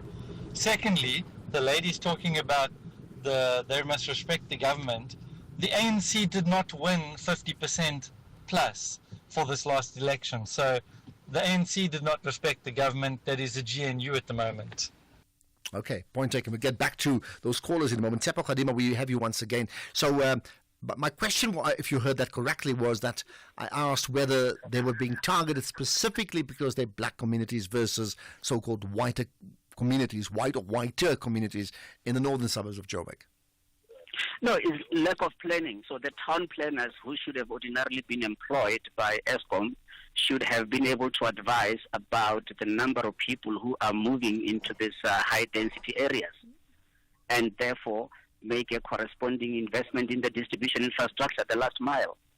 So it means no electricity for the consumer, who actually is willing to pay, only if the electricity was also priced as required in terms of the ESCOM Conversion Act. I mean, Okay. it's just simple as that. All right, so point made. I mean, the issue of poor planning, I mean, we can apply the principle across the board, not just with regard to power, as you know, in the city of Joburg, and I think many others will talk about their own city. Someone complaining about Durban, so come and see what's happening to us here. I think we've got an issue from Morningside. Someone saying, come and see Morningside in Durban. What happens there? So the last part on that one there, the argument again from the community leader in Pimville saying, but many of us are unable to pay, don't pay because we're unable to pay, and as a result of that, we've been told that's why we can't supply you, and that is effectively racism. Your thoughts on that? Well, at 5 rand a kilowatt hour, many people, they want electricity, it's available, but it's out of reach because they can't afford it. Whereas at the same time, there's this discrimination which is unlawful and unconstitutional in that a corporate entity can be charged 19 cents a kilowatt hour. It's insanity. Okay, so that's a separate issue. I mean, at 5 to the kilowatt, you're right, it's too expensive. So it's not direct discrimination in terms of racism, but we are being discriminated against the same way that a shopping mall, the smaller stores subsidize the big supermarket chains. I mean, that's the reality. The question is, how do we change that? Is maybe something I'll leave it with you for another day, because we need to talk about it maybe in more detail some other time. Seppo, thanks for your thoughts on this conversation. Much appreciated. Pleasure. Thank you. This summer, SABC brings us together anytime, anywhere. Catch all the drama, entertainment, and sport on SABC TV. Turn up the volume with your favorite hits and shows on SABC Radio. Stream wherever you are with SABC Plus and join the fun at unmissable SABC events near you. From breaking news to moments that move us, SABC is your companion for every summer memory. Celebrate a summer of togetherness with SABC, your home for connection, entertainment, and inspiration. You are listening to the National Pulse with Ashraf Garda.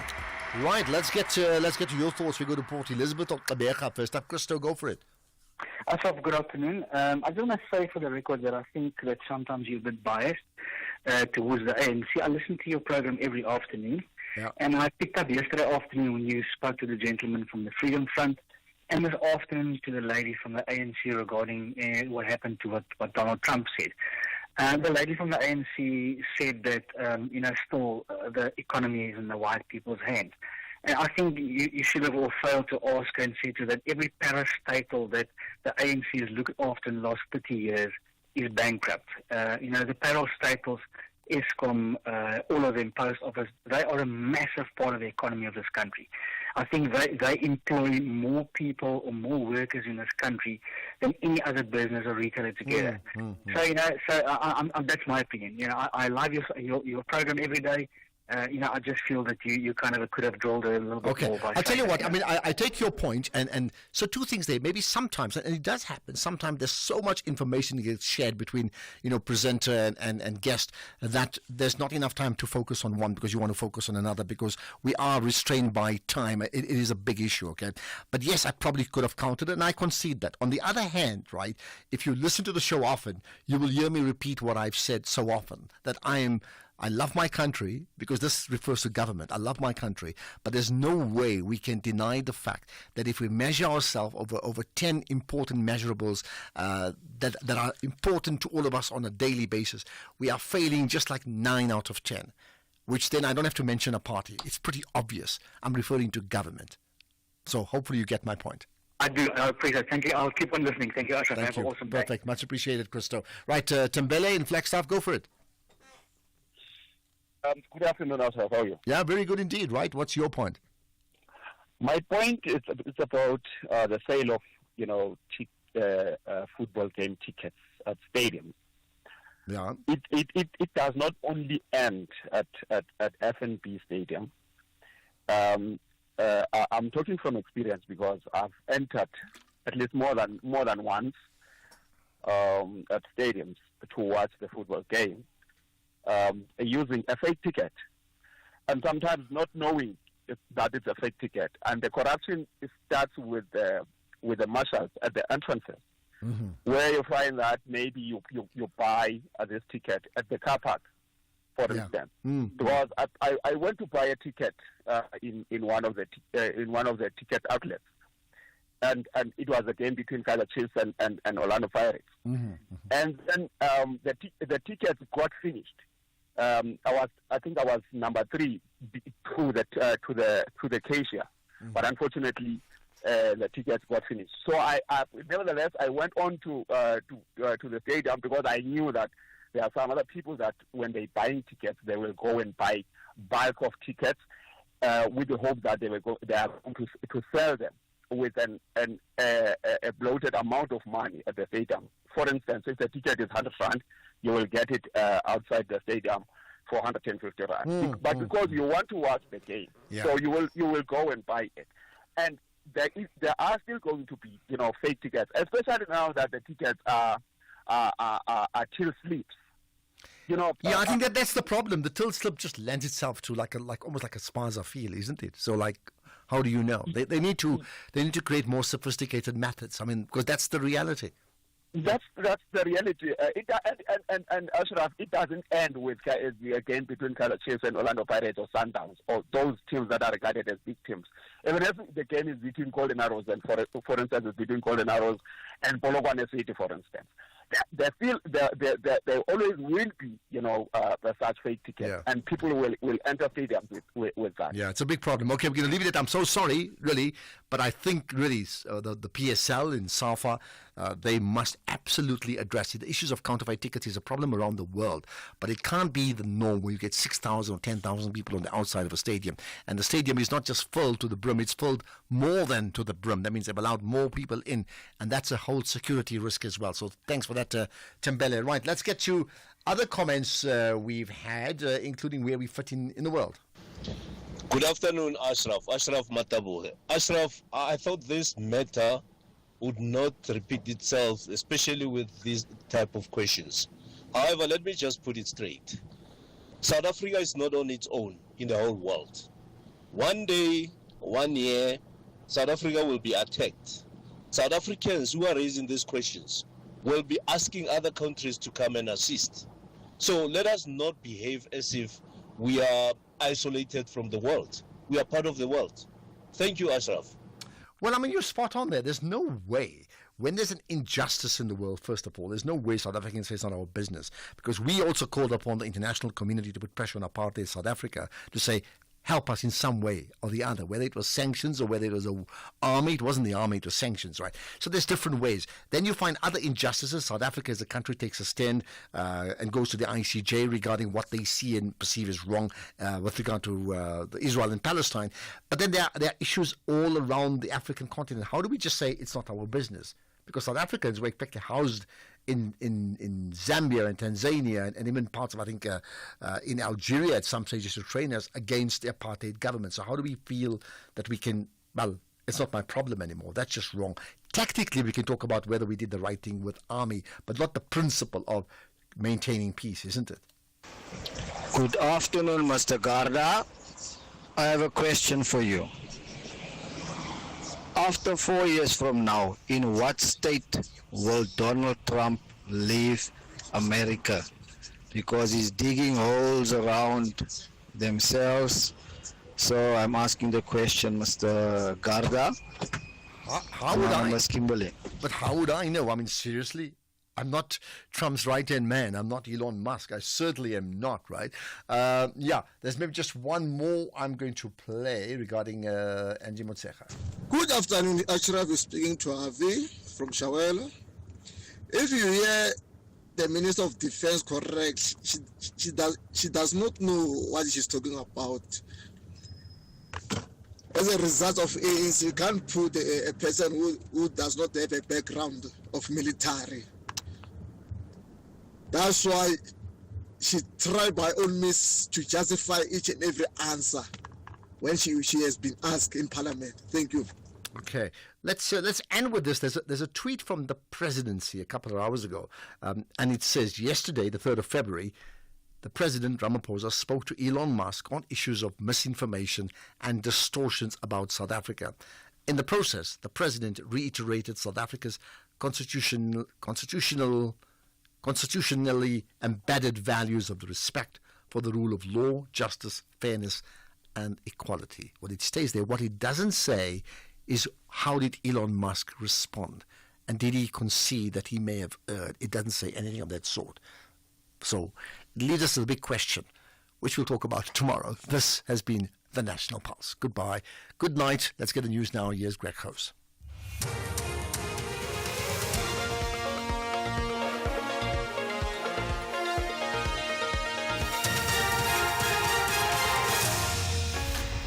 Thank you again. Ashraf Ramaphosa speaks with Musk and repatriation of SA soldiers killed in the